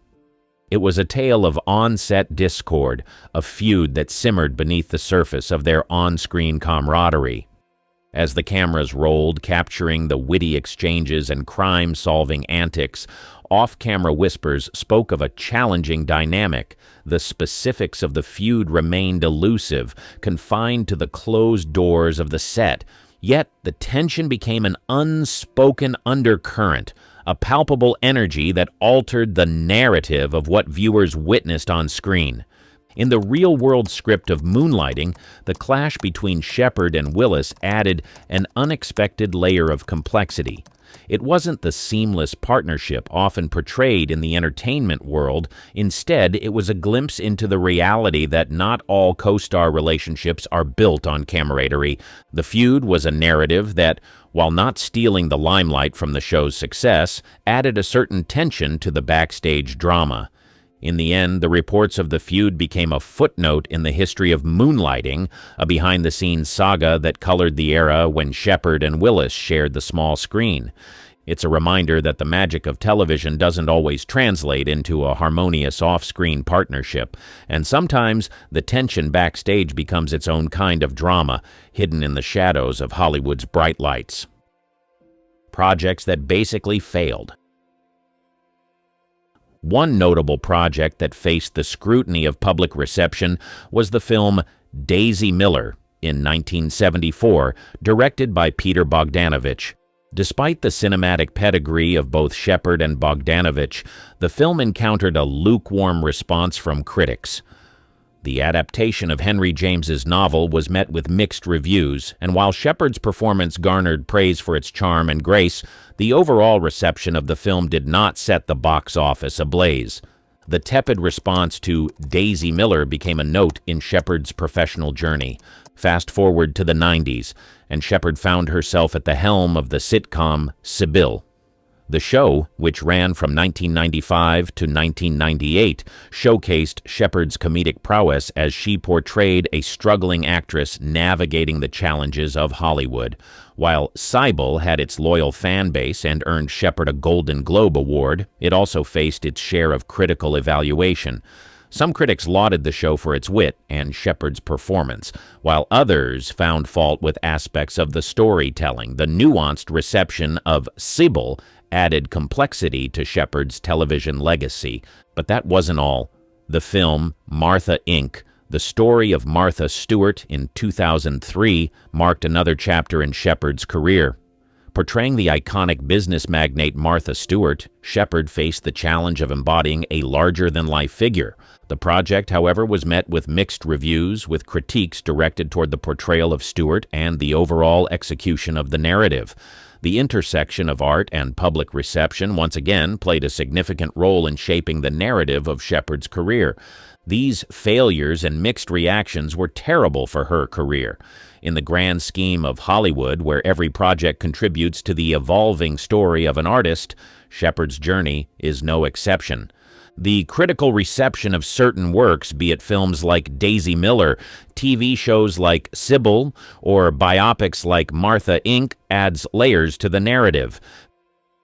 Failed music career. In the late 70s, Sybil Shepard decided to embark on a parallel journey into the world of music, unveiling a dimension of her artistic prowess that extended beyond the silver screen. The year 1979 marked the release of her musical venture, an album titled Vanilla, a departure from the spotlight of Hollywood to the rhythm and melody of the recording studio. Vanilla was a fusion of Shepard's sultry voice with the musical vibes of the late 70s. The album, a collection of pop and jazz-infused tunes, showcased a different facet of Shepard's artistic expression. Her vocal stylings, characterized by a smooth and evocative quality, added a layer of complexity to her public persona. However, the reception of Vanilla didn't mirror the resounding success of her acting career. While the album displayed Shepard's vocal talent, it failed to make significant waves in the music industry. The critical reception was mixed, with some praising the effort and others finding the foray into music less compelling than her established presence on screen. Despite the commercial and critical challenges, Shepard's venture into music demonstrated her versatility as an artist. The album may not have soared to the top of the charts, but it served as a testament to her willingness to explore different artistic realms. In the aftermath of Vanilla, Shepard continued her primary focus on acting, and her music career took a back seat. The album remains a snapshot in time, capturing a moment when Shepard dared to step into the world of music, bringing her unique voice to a different stage. In hindsight, the music career might not have been a meteoric rise, but it adds a colorful note to the symphony of Shepard's artistic journey. Either way, Sybil Shepard may not have been perfect, but she has definitely left her mark in Hollywood. Hollywood has seen many stars, but there are some that are just unforgettable. Lonnie Anderson, the sensational TV star who made waves in the 70s, is a clear example of a Hollywood star who is both irreplaceable and unforgettable. From 1966 to date, Lonnie has shown the world what it means to be a phenomenal actress. Over the years, she has risen above the storms of life and etched her name in the history of Hollywood. She may be in her 70s right now, but she looks nothing like her age, and it may surprise you to know that she is still acting. This gorgeous and talented actress has led a life that is worth emulating, and these mind-blowing facts about her will surely leave you shocked and inspired at the same time. Why she decided to teach. In the 70s and 80s, Lonnie was living the life of a superstar, and she was loving it. However, most people don't know what her life looked like before the fame. In her early 20s, she made certain decisions that left her on the brink of poverty, and she had no choice but to take on certain jobs to support herself and her baby. See, Lonnie Anderson has always been one to turn lemons into lemonades, and her attitude towards a broken marriage was not any different. Before she got famous, the actress was living a normal life. Sure, she had the makings of a superstar, but she had not caught the acting bug yet. So her focus at the time was building a family with a man she had fallen in love with, Bruce Hasselberg. The couple later welcomed a beautiful daughter, but things quickly went sour. Their marriage ended in a divorce before Lonnie even turned 21, and she was left to fend for herself and her baby. This was one of the most trying times in Lonnie's life, especially because she didn't plan on ending up alone at such a young age with such a huge responsibility. However, instead of running away from her problems, she decides to face the situation head-on. Lonnie made up her mind to do everything in her power to fend for her child, even if it meant taking on a teaching job. Sure, she was young, but she was also determined to build a better life for herself. The marriage may have ended, but she soon realized that she had her whole life ahead of her and she had the power to transform her life. So she took on a teaching position and poured her heart into it. As she was teaching, she also used the opportunity to complete college, knowing well that being educated will open more doors for her in future. Soon enough, she was able to earn enough to take care of herself and provide her daughter's basic needs. This phase of her life is not one that a lot of people know about, but it surely contributed to making her the resilient person she is known as today. Since then, Lonnie has taken every challenge that life has thrown her way and turned it around for her good. She is truly a fighter, and success is never far from people like her. More than a sex symbol. In an industry where beauty is an acceptable currency, Lonnie wanted to offer more than just beauty. The world saw her as a sex symbol, but she wanted more for herself. There is no denying that Lonnie Anderson was on top of the world in the peak years of her career, and her looks contributed greatly to her success. Her timeless beauty possessed an ethereal allure with her cascading golden locks, sparkling azure eyes that mirrored the vast skies of admiration, and a captivating smile that could light up the darkest rooms. Her curvaceous silhouette and graceful demeanor enchanted audiences and made it easy for her to stay relevant at a time when physical attractiveness was in high demand in the industry. When her star began to rise, people fell in love with her for a lot of reasons. Some loved her acting skills, while others fell in love with her looks. Her presence on screens reminded people of the likes of Jane Mansfield and Marilyn Monroe, and as much as she loved being associated with those names, there was a part of her that wanted more. Being seen as a sex symbol got her a lot of fame and attention, but she knew that she had more to offer, so she decided to do everything in her power to show her fans that her skills were mind-blowing. As her career progressed, she started working towards becoming a more versatile actress and being loved for more than just her physical looks. With every role she took on, she strategically showcased her diverse skills and made career decisions that allowed her to show the world what she was capable of. Unlike a lot of actresses who were not able to break free from the sex symbol tag, Lonnie strategically worked on her career until people began to see beyond her looks and endowed body. These days, when her name is mentioned in a room, people remember her as the phenomenal actress who embodied diverse roles and gave her fans performances they will never forget. It is impossible to refer to her as just a sex symbol because she has made it clear to the world that she is way more than that. She is a versatile actress who can transform herself into different characters in different genres. From drama to comedy and many more genres, Lonnie Anderson has been unstoppable over the years. You would agree that it takes a certain level of stubbornness and persistence for a celebrity to change the image that people have of them. Lonnie Anderson stopped at nothing till she became the actress that she dreamed of becoming, and her tenacity inspires several women till date. Bold advocate. When she came into the industry, it wasn't just about the glitz and glam for her. She had her eyes set on more. She wasn't just here to be a famous actress. She wanted to be a trailblazer, a force to be reckoned with in the industry. One look at Lonnie Anderson's career exploits, and one can tell that the actress has always been determined to empower women and speak up when she felt like women were treated unfairly. She was not just your average Hollywood starlet, but a fierce advocate for equal opportunities and a champion for women everywhere. From the pinnacle of her career to the present day, she's been on a relentless mission to support and uplift her fellow women. It's like she took a superhero oath to fight for equality, and boy, did she deliver. There is no denying that unequal pay has been the thorn in the side of the entertainment industry for ages. But when Lonnie Anderson strolled in, she wasn't having any of it. She rolled up her sleeves, fixed her gaze on the inequality bullseye, and declared war. Lonnie became a trailblazer in demanding equal pay, making waves as one of the first female celebs to throw down the gauntlet on WKRP in Cincinnati. In a world where the pay gap was as wide as the Grand Canyon, Lonnie stood tall and said, "Enough is enough." But she didn't just stop at demanding equal pay. She became a beacon of empowerment for women everywhere. Her actions echoed louder than any script she ever delivered. Lonnie Anderson wasn't just another actress. She was a fierce advocate for change, a catalyst for a shift in the status quo. Fast forward to today, and Lonnie's legacy is etched in the annals of Hollywood.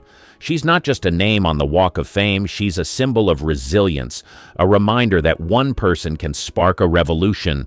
In a world where inequality still rears its ugly head, Lonnie Anderson, her life shows what happens when a woman possesses the power of determination, when a woman refuses to let the spotlight dim the fire within her.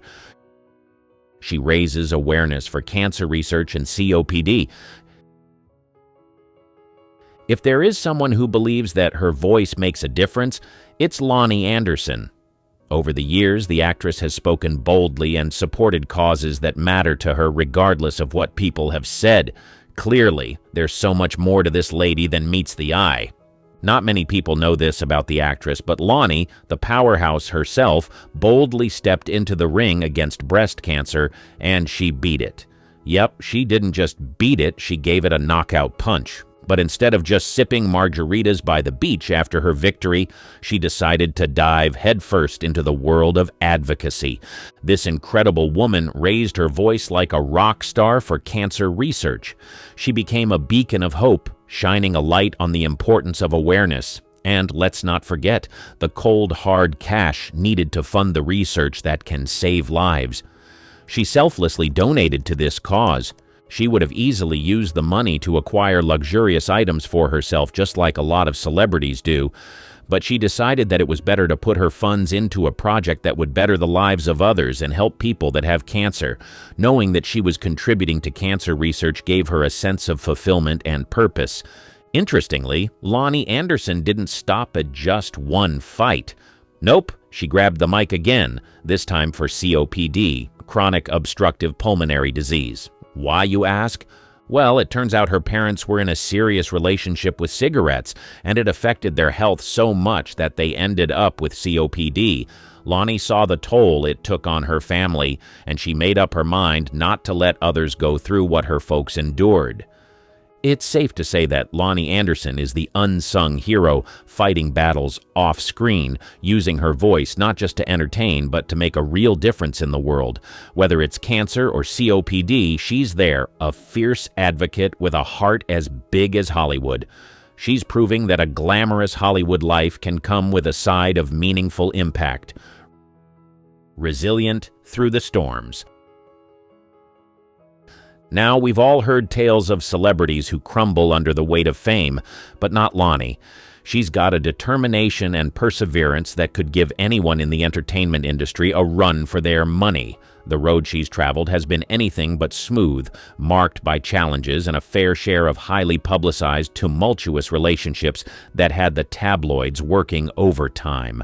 One of the most challenging phases of her life was her high-profile marriage to Reynolds in 1988.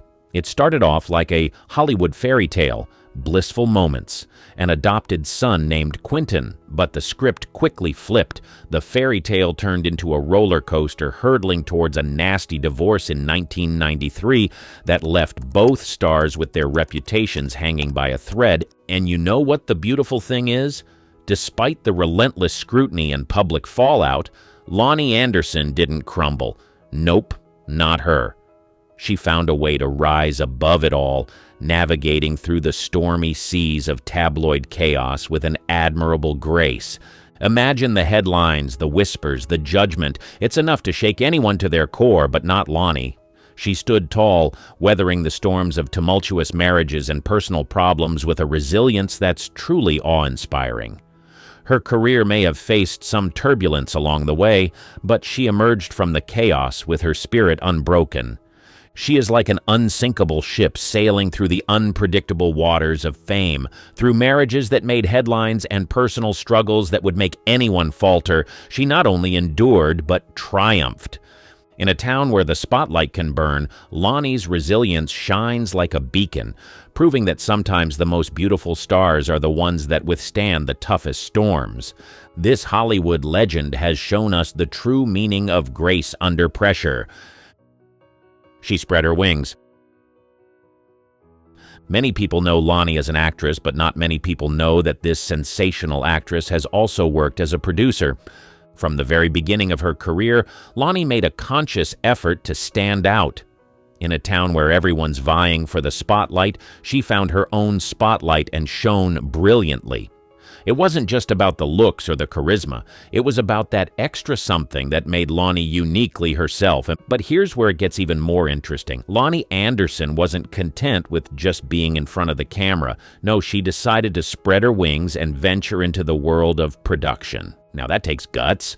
Imagine stepping out of the comfort zone of being a celebrated actress to take charge behind the scenes. One of her notable ventures into production was the TV movie White Hot: The Mysterious Murder of Thelma Todd, where she not only starred, but also wore the producer's hat. It's one thing to take on a challenging role, but it's a whole different ballgame to oversee the entire production. Yet, Lonnie wasn't one to shy away from challenges. She embraced them. But Lonnie Anderson didn't stop there. She went on to produce another TV movie titled Sorry, Wrong Number, showcasing not only her acting prowess, but also her knack for bringing compelling stories to the screen. It's a bold move to invest not just your talent, but your time and resources into creating your own works. And that's exactly what Lonnie did. And let's not forget her foray into sitcom production with Easy Street. It's like she said, "Why settle for just one role when I can wear multiple hats?" She took charge, made decisions, and brought her creative vision to life. Lonnie Anderson didn't just follow the Hollywood script, she wrote her own. From captivating audiences as an actress to making waves as a producer, she's proven that true greatness lies in the courage to stand out and take charge. This Hollywood icon is not just a star on the screen, but a force behind it, rewriting the rules and leaving her mark in the industry. Staying relevant in the industry. A lot of people believe that when an actress gets older, it becomes difficult for such an actress to survive in the industry. This is because younger actresses are usually prioritized when it comes to acting opportunities, but Lonnie's story has been different over the years, and at over 78 years young, Lonnie is still very much a force to be reckoned with in the entertainment industry. Now, that's not just impressive, it's downright inspiring. She hasn't let age become a roadblock. Instead, she's turned it into a stepping stone to showcase that talent knows no expiration date. While others might be contemplating retirement, Lonnie remains an active and vibrant presence in the industry. She has refused to slow down because there's still so much to explore and share. Her commitment to her craft is nothing short of admirable. What's even more remarkable is that she's not just sitting pretty, she's diving headfirst into various projects. Television appearances? Check. Charity events? Absolutely. Lonnie Anderson isn't just relevant. She's an integral part of the entertainment landscape, proving that age is but a number. Interestingly, she's slated to feature in a Lifetime film, Ladies of the 80s: A Diva's Christmas. Lonnie isn't just making appearances, she's securing leading roles and keeping the audience hooked with her undeniable charm and talent. In a world that often dismisses seasoned actresses, Lonnie Anderson is a beacon of resilience and tenacity. She's showing the industry and the world that there's so much more to offer beyond the stereotypes associated with age. Every day that passes by, she proves that staying relevant isn't about fighting against time, but dancing with it, embracing every chapter of life, and showing that the spotlight belongs to those who continue to shine, no matter how many candles are on their birthday cake. A selfless philanthropist. You know, Lonnie Anderson isn't just a fantastic actress, she's got a heart of gold too. One mind-blowing fact about her is that she's been making a real impact through her philanthropic endeavors. It's not just about the glitz and glamour of Hollywood for her. She's dedicated to making a positive difference. One shining example of her commitment is the Celebrity Recognition Award she received from the American Cancer Society. Now picture this, Lonnie, not just gracing our screens with her talent, but also being recognized for her efforts in the fight against cancer. This award isn't just a shiny trophy, it represents the tireless work she's put into supporting cancer-related causes. It's like a big thumbs up from the universe, acknowledging her significant contributions. You can almost see her not just as a TV icon, but as a real-life hero, standing up for something bigger than herself. And it doesn't stop there. Lonnie's involvement in philanthropy goes beyond awards and recognition. She's actively working to make the world a better place, showing that kindness is just as glamorous as any Hollywood premiere. It's like she's using her fame not just to shine in the spotlight, but also to shine a light on important causes. Lonnie Anderson is not just a talented actress, but also a compassionate soul making waves in the world of philanthropy.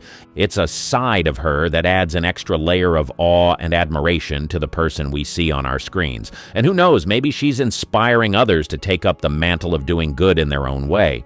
Lonnie is not just entertaining us, but also for making the world a better place, one award and one act of kindness at a time. She was honored in a special way. In 1986, Lonnie Anderson, the actress we all know and love, got the Hollywood treatment. No, not another blockbuster movie. Something even more iconic. She got her very own star on the Hollywood Walk of Fame. Now, imagine strolling down that legendary sidewalk, surrounded by the glitz and glamour of Tinseltown. As you walk, you spot Lonnie's star shining brightly among the countless others. It's like a glittering constellation in the concrete jungle of Hollywood, and she earned her place there. This prestigious honor showed her outstanding contributions to the entertainment industry. It's not just about being a talented actress, it's about leaving an indelible mark that stands the test of time, and Lonnie did just that. So that star isn't just a piece of sidewalk bling, it's a symbol of a career that's captured our hearts and stood out in the vast landscape of showbiz. It's like a permanent applause for all those unforgettable moments she shared with us on screen. Getting a star on the Hollywood Walk of Fame is like etching your name in the history of Hollywood, and Lonnie Anderson did it in style. Her career has spanned for over 7 decades. Imagine the entertainment industry as a glamorous, high-stakes arena where dreams are chased and hearts are broken. Many aspire to enter, but only a few make it through the audition room, and even fewer manage to stay relevant for decades. Lonnie Anderson? Well, she's one of those few who not only entered the scene, but left a remarkable legacy, carving a path that's lasted over 7 decades. To survive and thrive in the entertainment industry is like navigating a roller coaster of highs and lows, and Lonnie's career is the embodiment of this wild ride. It's not just about talent, it's about the tenacity to weather the storms, the patience to endure the slow climbs, and the courage to keep pushing forward when the spotlight seems a distant dream. Think about it, she didn't just burst onto the scene and disappear after a brief moment of fame. Nope. When the going got tough, Lonnie kept on pushing. Whether it was the early days when her career was taking baby steps or the pinnacle of her fame, she demonstrated an unparalleled determination to not just survive but thrive. And here's the beauty of it, she didn't just rest on her laurels once she hit the big time. Instead, she used her newfound fame to develop the skills and character traits necessary to sustain her position in the industry. It's like she turned every challenge into an opportunity for growth, evolving with the industry and staying relevant through the ever-changing tides of showbiz. Lonnie Anderson's career is not just a resume, it's a saga of passion, persistence, and an unwavering commitment to the craft. It's safe to say that she's a living legend. In the early 1940s, Ava Gardner went from being a poor teenager from Grabtown to being one of the most desired stars in Hollywood. While this transformation changed her financial status, fame came with its challenges.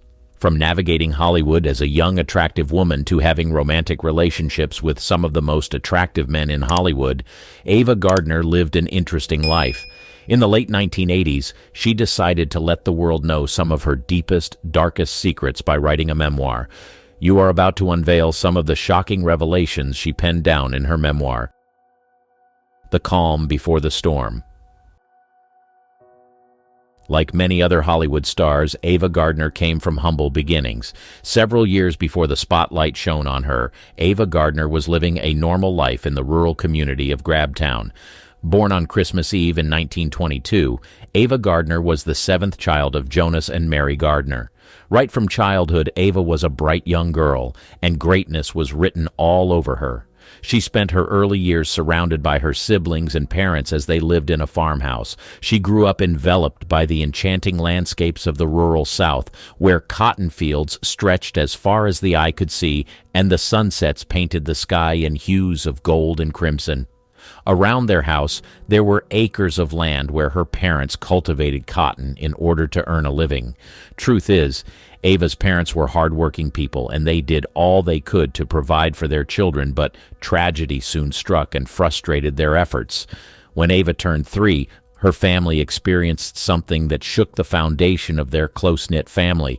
It was said that a fire erupted and burnt down their barn and cotton gin to the ground. It was a terrible experience that completely changed their lives. The tragedy left their finances in shambles, and Ava's family had to start again from scratch. Her family would later be relocated to Brogden, where her parents took on odd jobs in order to survive. With the dawn of the Great Depression, things got worse for the family, but through it all, her parents insisted on Ava and her sisters getting basic education. After the unfortunate death of her father in 1938, Ava and her family were left to fend for themselves. Somehow, growing up in these difficult situations made Ava Gardner even more resilient. She would later find herself gravitating towards the world of showbiz.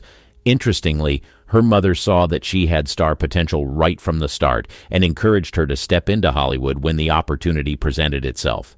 Ava Gardner was still very young when she was discovered. Sure, she was excited about being a Hollywood star, but nothing prepared her for the shocking events that would unfold. Entering the tumultuous world of Hollywood,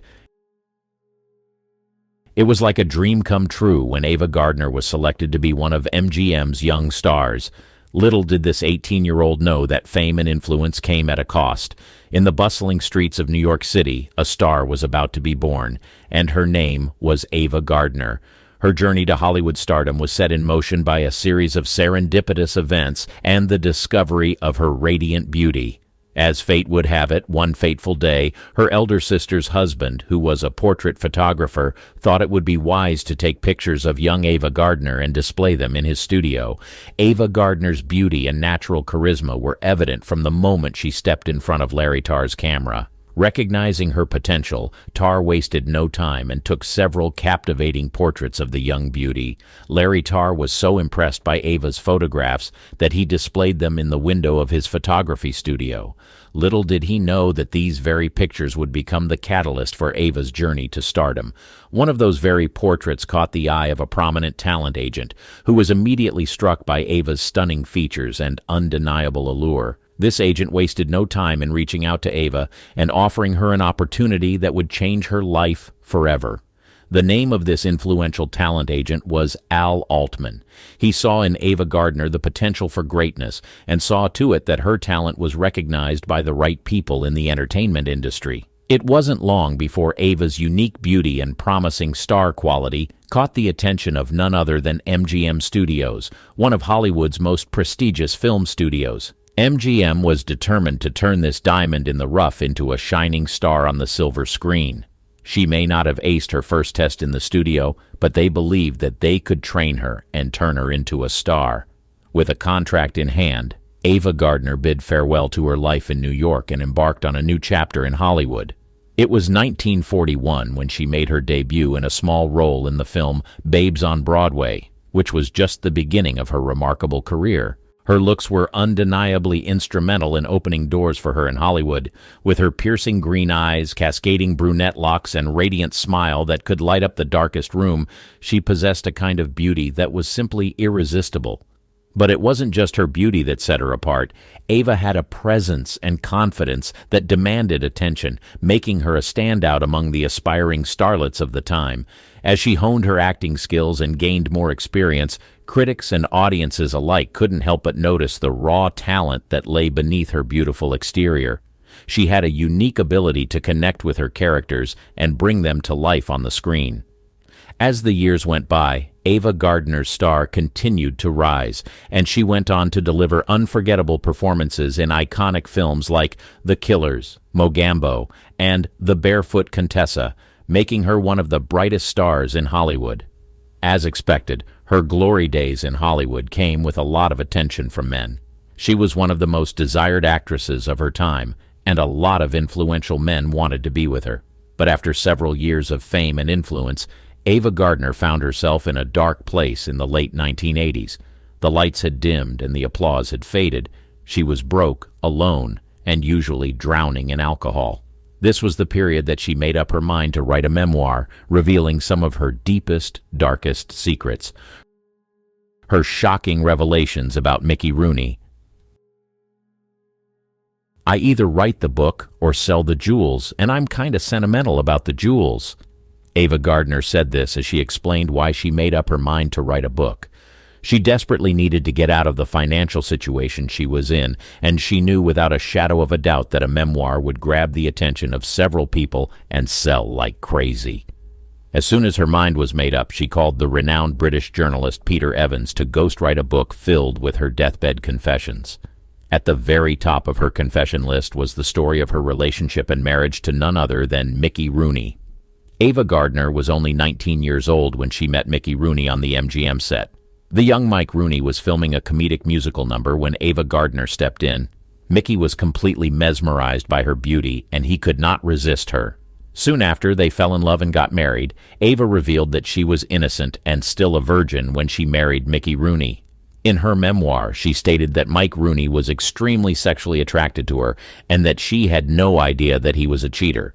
In her words, "I still didn't know he was the biggest wolf on the lot. He'd screw anything that moved."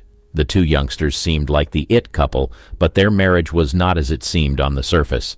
In her memoir, Ava Gardner made shocking revelations about her tumultuous relationship with Mike Rooney. According to her, her marriage to Mickey Rooney would become a tumultuous affair, riddled with betrayal and heartache.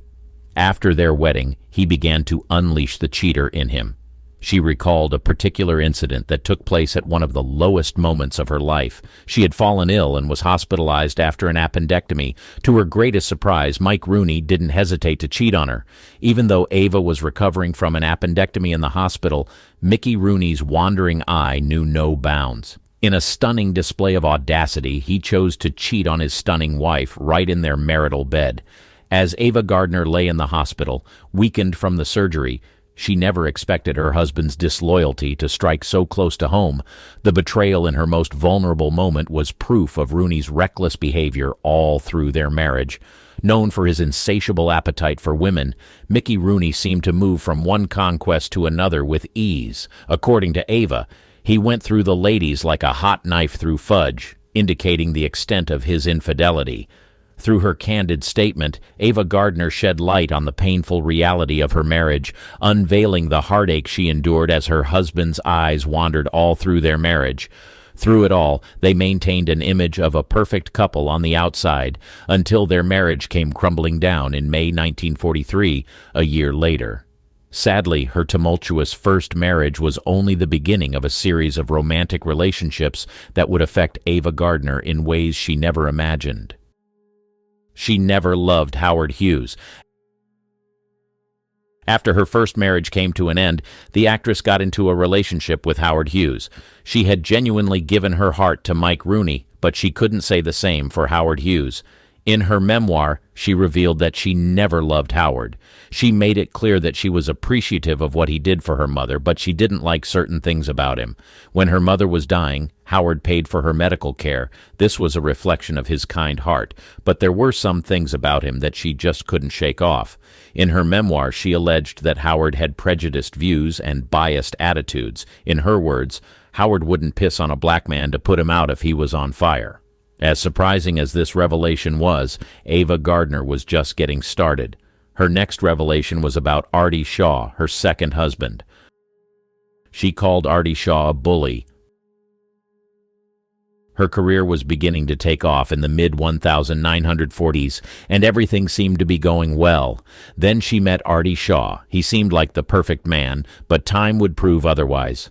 As fate would have it, Ava's introduction to Artie came through a mutual friend, actress Frances Heflin, and it was an encounter that sparked a whirlwind romance.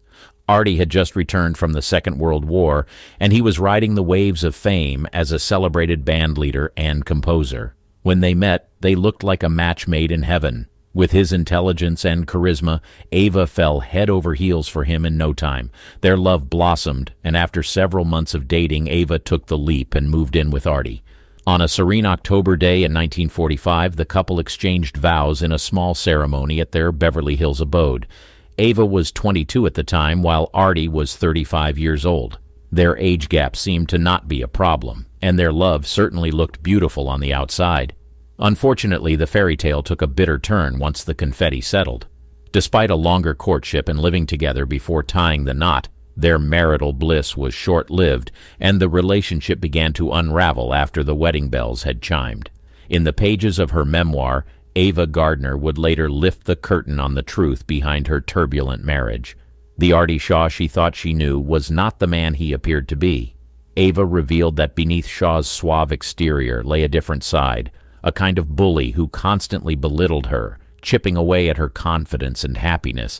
In her words, he was another kind of bully. He was always putting me down.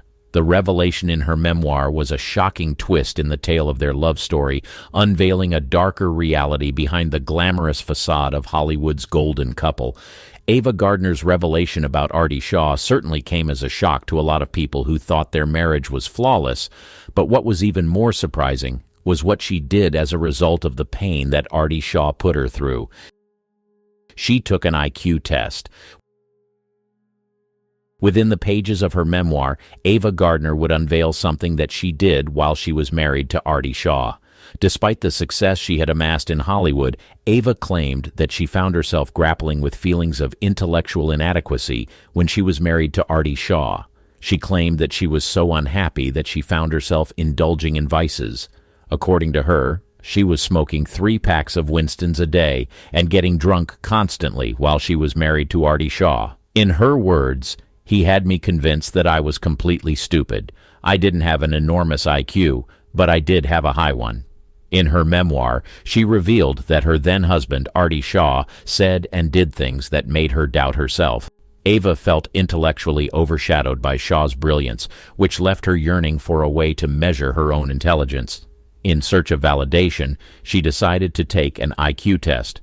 The IQ test became a pivotal moment in Ava's life, as it revealed that her insecurities were unfounded. Her results indicated a high score, proving that she was more than just a woman with good looks. She possessed intelligence and wit that could rival the best.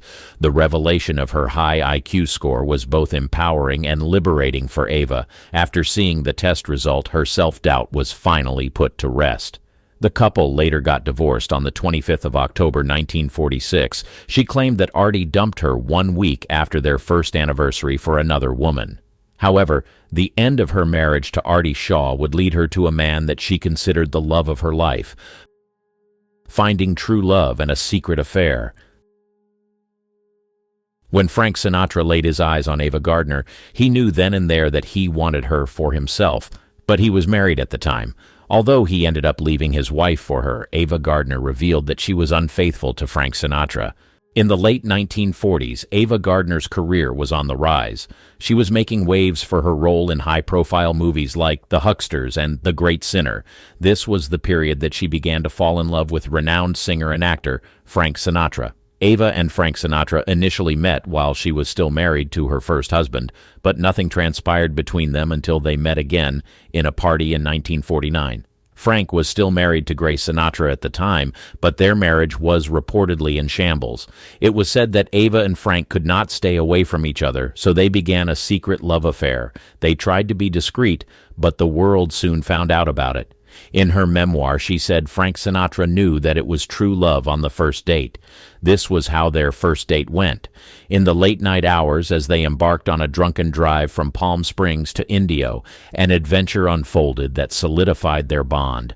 Armed with a pair of .38s kept in his glove compartment, the chairman and his beloved companion playfully shot out streetlights and store windows, leaving behind a trail of unforgettable memories. Frank was in the process of divorcing his wife at the time, but as soon as the divorce was final, he and Ava tied the knot in 1951. Ava was in her late 20s at the time, and Frank was in his mid-50s. Their love was said to be electrifying at the start, but things soon changed. In her memoir, she revealed that they started having problems during their courtship. From the outset, their courtship seemed like a tempestuous whirlwind, marked by fiery encounters and bouts of boozing and fighting. While their passionate connection drew them together, it also led them down a path filled with turbulence and emotional storms. Ava also revealed that she got pregnant twice when she was with Frank Sinatra, and she aborted both times. These heart-wrenching choices made amidst the strains of their relationship left an indelible mark on both of their lives.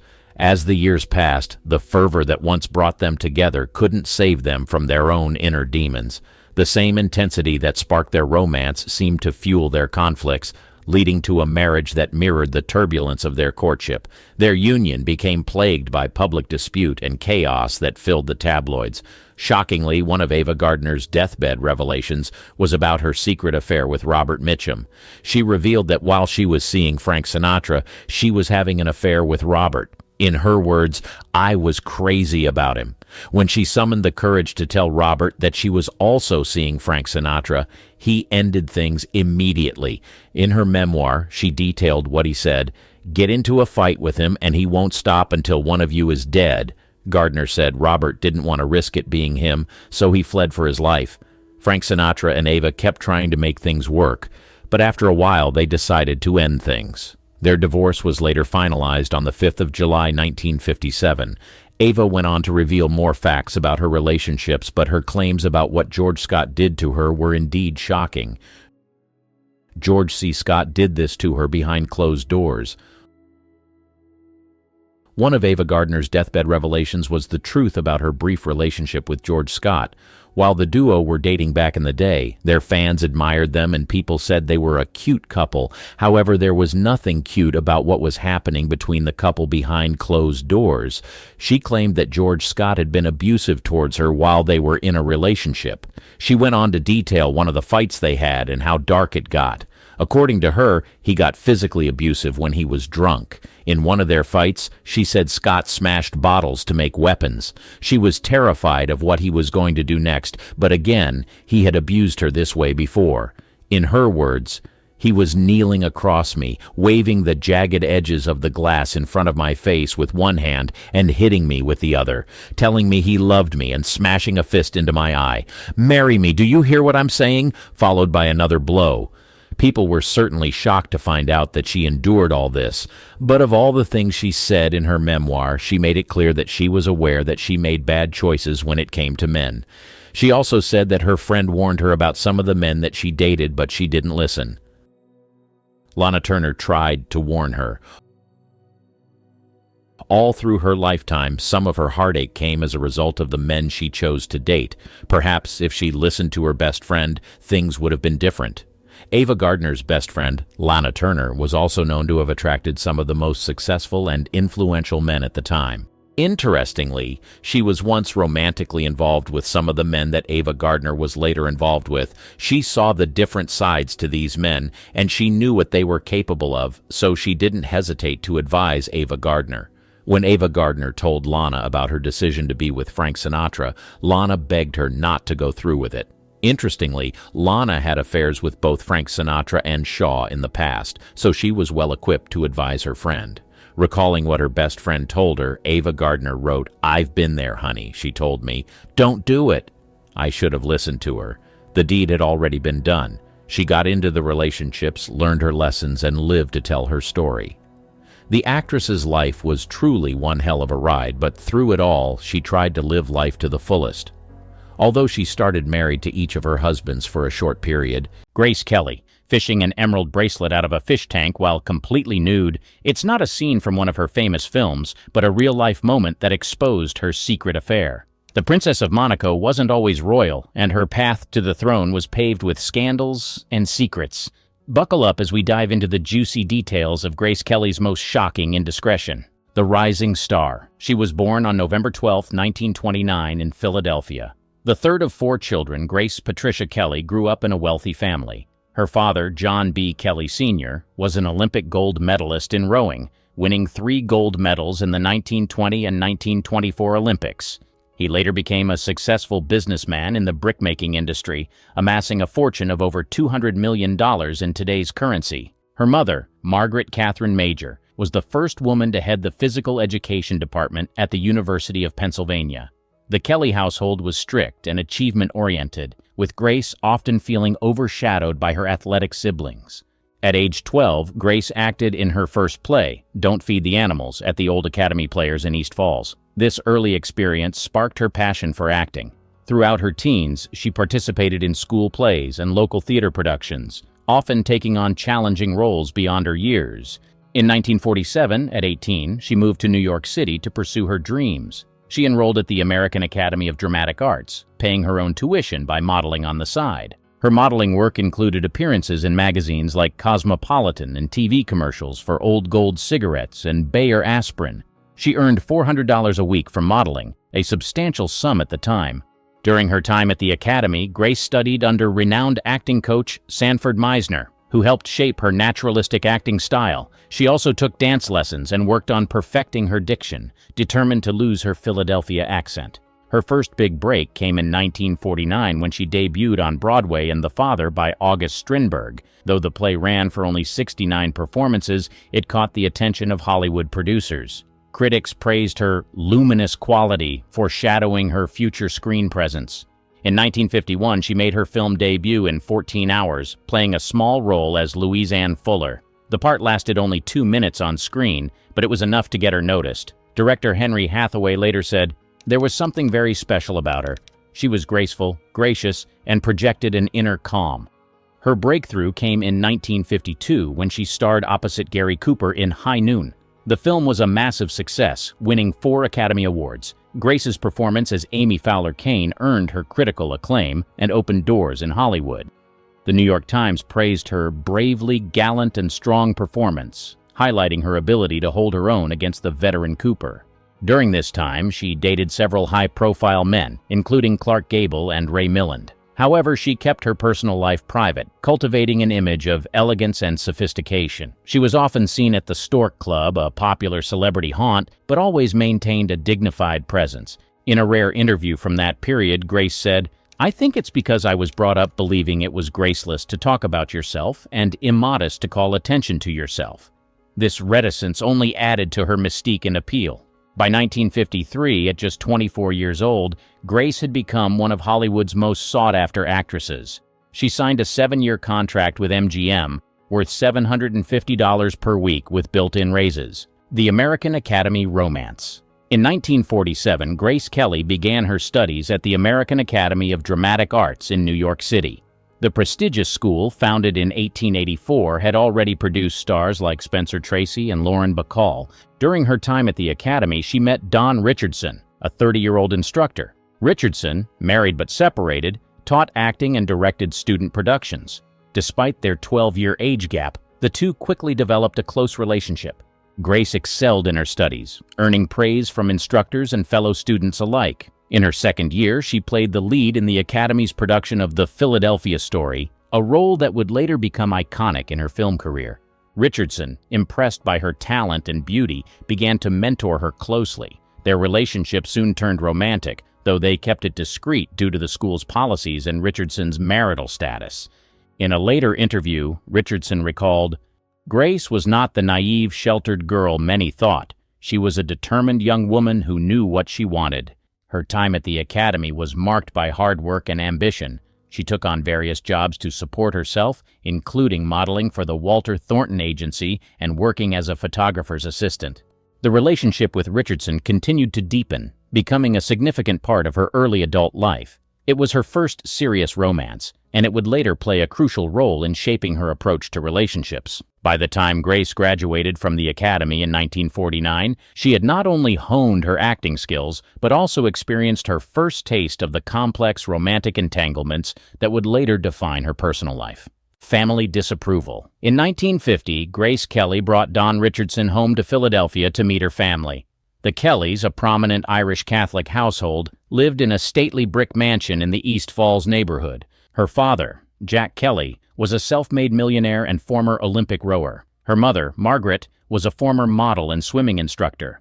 The family, including 3 siblings, adhered to strict Catholic values. The meeting was tense from the start.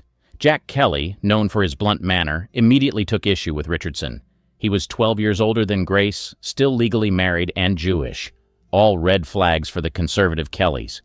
During dinner, Jack Kelly reportedly asked Richardson pointed questions about his background and intentions. Her mother, Margaret, remained politely distant throughout the evening. Grace's older sister, Peggy, later recalled, "Father was furious. He couldn't believe she would bring home someone so unsuitable." The family's disapproval was clear. Jack Kelly allegedly told her, "No daughter of mine will be involved with a divorced man, let alone a Jew." This rejection deeply upset Grace, who had hoped her family would see beyond their prejudices. She stood by Richardson, causing a rift with her parents that would take months to heal. Despite the family's objections, she continued her relationship with Richardson in New York. She balanced her budding acting career with her romance, often sneaking away from auditions to meet him. The conflict with her family over Richardson marked one of the first times Grace openly defied her parents' wishes. It showcased her independence and willingness to follow her heart, traits that would define her throughout her life. This period of tension lasted several months, during which she had limited contact with her family. She threw herself into her work, landing small roles in television and theater productions. Grace's other suitors. As Grace Kelly's star rose in Hollywood, so did her list of admirers. Between 1951 and 1955, she was linked to several high-profile men, each adding to her growing reputation as a desirable leading lady.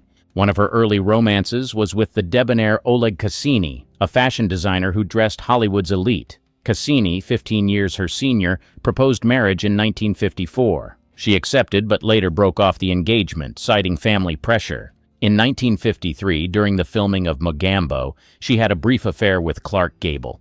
Gable, then 52, was captivated by the 24-year-old actress. Their on-set romance was an open secret, with co-star Ava Gardner later quipping, "Grace was the only woman I ever knew who slept with her makeup on." Another notable suitor was Claudius Charles Philippe, the charismatic banquet manager of the Waldorf Astoria Hotel. Philippe, known for his connections in high society, courted Grace with extravagant gestures and introduced her to New York's elite social circles. Perhaps the most intriguing of her paramours was Ali Khan, a wealthy playboy and son of the Aga Khan III. Khan, fresh from his divorce from Rita Hayworth, pursued Grace relentlessly. Their affair was discreet but intense, with Khan showering her with expensive gifts. During this period, she also dated Ray Milland, her co-star in Dial M for Murder. Their relationship caused a scandal as Milland was married at the time. Her dating life became fodder for gossip columns. Hedda Hopper, a famous Hollywood columnist, once wrote, "Grace Kelly's romances are as varied as her film roles. One wonders which will lead to a lasting performance." Despite the attention on her love life, Grace maintained a public image of sophistication and discretion. She rarely commented on her relationships, once telling a reporter, "A woman's private life should remain private." In late 1951, Grace Kelly received a stunning emerald bracelet. The piece was exquisite, a gold band studded with large, vivid green emeralds. Its value was estimated at over $5,000, a small fortune at the time.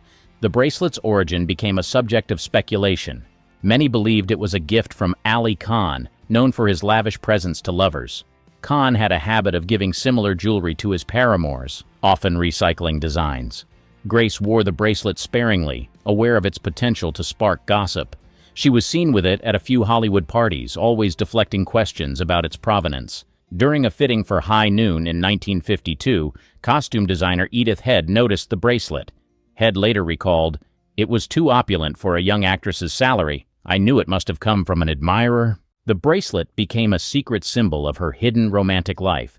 She kept it in a locked jewelry box in her apartment, away from prying eyes. In March 1952, Grace attended a charity gala wearing the bracelet. Gossip columnist Luella Parsons noted in her column, "Miss Kelly's new emerald bracelet caused quite a stir. One wonders who the generous benefactor might be." The jeweler who created the bracelet, wishing to remain anonymous, described it years later. "It was a custom piece designed to catch the light. Whoever commissioned it wanted to make a statement." Grace's close friend, actress Rita Gam, once asked about the bracelet. Grace reportedly smiled and said, "A lady never tells, darling." The fateful evening. On a crisp autumn evening in 1952, Grace Kelly invited Don Richardson to her New York apartment. She had just finished filming Mogambo and was back in the city for a brief stay. The apartment, located on East 66th Street, was a small but elegantly furnished one-bedroom. She had decorated it herself, mixing antiques with modern pieces. Richardson arrived around 8 p.m., bringing a bottle of champagne to celebrate Grace's recent success. The couple had been seeing each other less frequently due to her busy filming schedule. Grace greeted him wearing a simple black dress, her hair loose around her shoulders. What caught Richardson's eye, however, was the emerald bracelet glinting on her wrist. The evening began pleasantly. They shared a light dinner Grace had prepared, a salad and cold chicken, a recipe she'd learned from her mother. After dinner, they moved to the small living room. She put on a record, Frank Sinatra's "I've Got You Under My Skin," and poured more champagne. As they talked, Grace seemed distracted, frequently touching the emerald bracelet. Richardson later recalled, "She kept fiddling with it, almost nervously." Around 10 p.m., she excused herself to change. When she returned, she was wearing nothing but the emerald bracelet. This bold move was uncharacteristic of the usually reserved Grace. The confrontation. Richardson, who had been in a relationship with Kelly for several months, noticed a distinctive emerald bracelet she was wearing. He recognized it as similar to one he had seen on another woman at a party. That woman had mentioned it was a gift from Ali Khan, a well-known playboy and international socialite. When Richardson questioned Kelly about the bracelet's origin, she was unable to provide a satisfactory explanation. This led to a heated discussion about their relationship and Kelly's involvement with other men, particularly Ali Khan. The confrontation resulted in the end of Kelly and Richardson's relationship. Richardson, feeling betrayed, broke things off with Kelly. Grace's primary concern following the breakup was likely protecting her public image and burgeoning career. As a rising star in Hollywood, she was acutely aware of the potential damage that personal scandals could cause. In the days and weeks following the incident, Grace continued her work in Hollywood without any public hint of personal turmoil. She maintained her carefully cultivated image of elegance and purity, which was crucial to her appeal as an actress.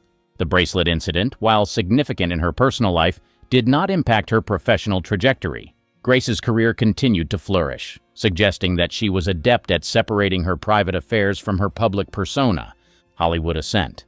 In the wake of the bracelet incident, Grace Kelly threw herself into her work. 1953 saw her star rise meteorically in Hollywood, transforming her from a promising newcomer to a bona fide A-list celebrity. Her performance in Mogambo alongside Clark Gable and Ava Gardner earned her first Academy Award nomination for Best Supporting Actress. The film, directed by John Ford, was a romantic adventure set in Africa. It grossed over $8 million at the box office, a substantial sum for the time. On set, director John Ford praised Grace's professionalism. "She's always prepared, always on time," he told reporters. A director's dream. Ford, known for his gruff demeanor, rarely gave such effusive praise, making his words all the more impactful in Hollywood circles. In rapid succession, she appeared in 5 films in 1954, an incredible feat that demonstrated her work ethic and versatility as an actress. Dial M for Murder, directed by Alfred Hitchcock, was her first collaboration with the master of suspense. The Thriller, in which she played a woman marked for murder by her husband, made $2.7 million domestically. Hitchcock was impressed by Grace's ability to project vulnerability and strength simultaneously. Rear Window, another Hitchcock classic, followed. Her chemistry with James Stewart was palpable, and the film earned $5.3 million at the box office. Her character, Lisa Fremont, became a fashion icon, with women across America clamoring to emulate her elegant style. Edith Head, the costume designer, said, "Never have I worked with someone who knew so instinctively what worked for her on screen." The country girl proved to be Grace's defining role. Playing against type as Georgie Elgin, the dowdy wife of an alcoholic, she stunned critics and audiences alike. To prepare for the role, she spent time observing the wives of alcoholics in support groups, bringing a raw authenticity to her performance. Variety praised her eloquent portrayal, calling it a tour de force. The film grossed $6.5 million, impressive for a dramatic piece without action or adventure elements. On March 30th, 1955, she won the Academy Award for Best Actress for The Country Girl. At 25, she was one of the youngest winners in that category.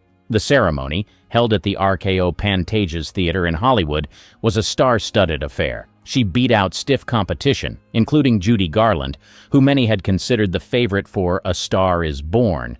In her acceptance speech, Grace said, "The thrill of this moment keeps me from saying what I really feel." The audience gave her a standing ovation that lasted nearly a full minute. Behind the scenes, she worked tirelessly. She often spent 14-hour days on set, followed by hours memorizing lines for her next role. She was known to arrive on set before dawn, often beating the crew to prepare for her scenes.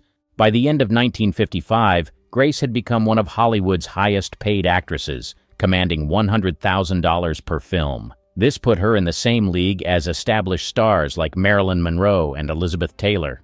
She had also successfully buried any whispers of scandal, her public image untarnished by her private affairs.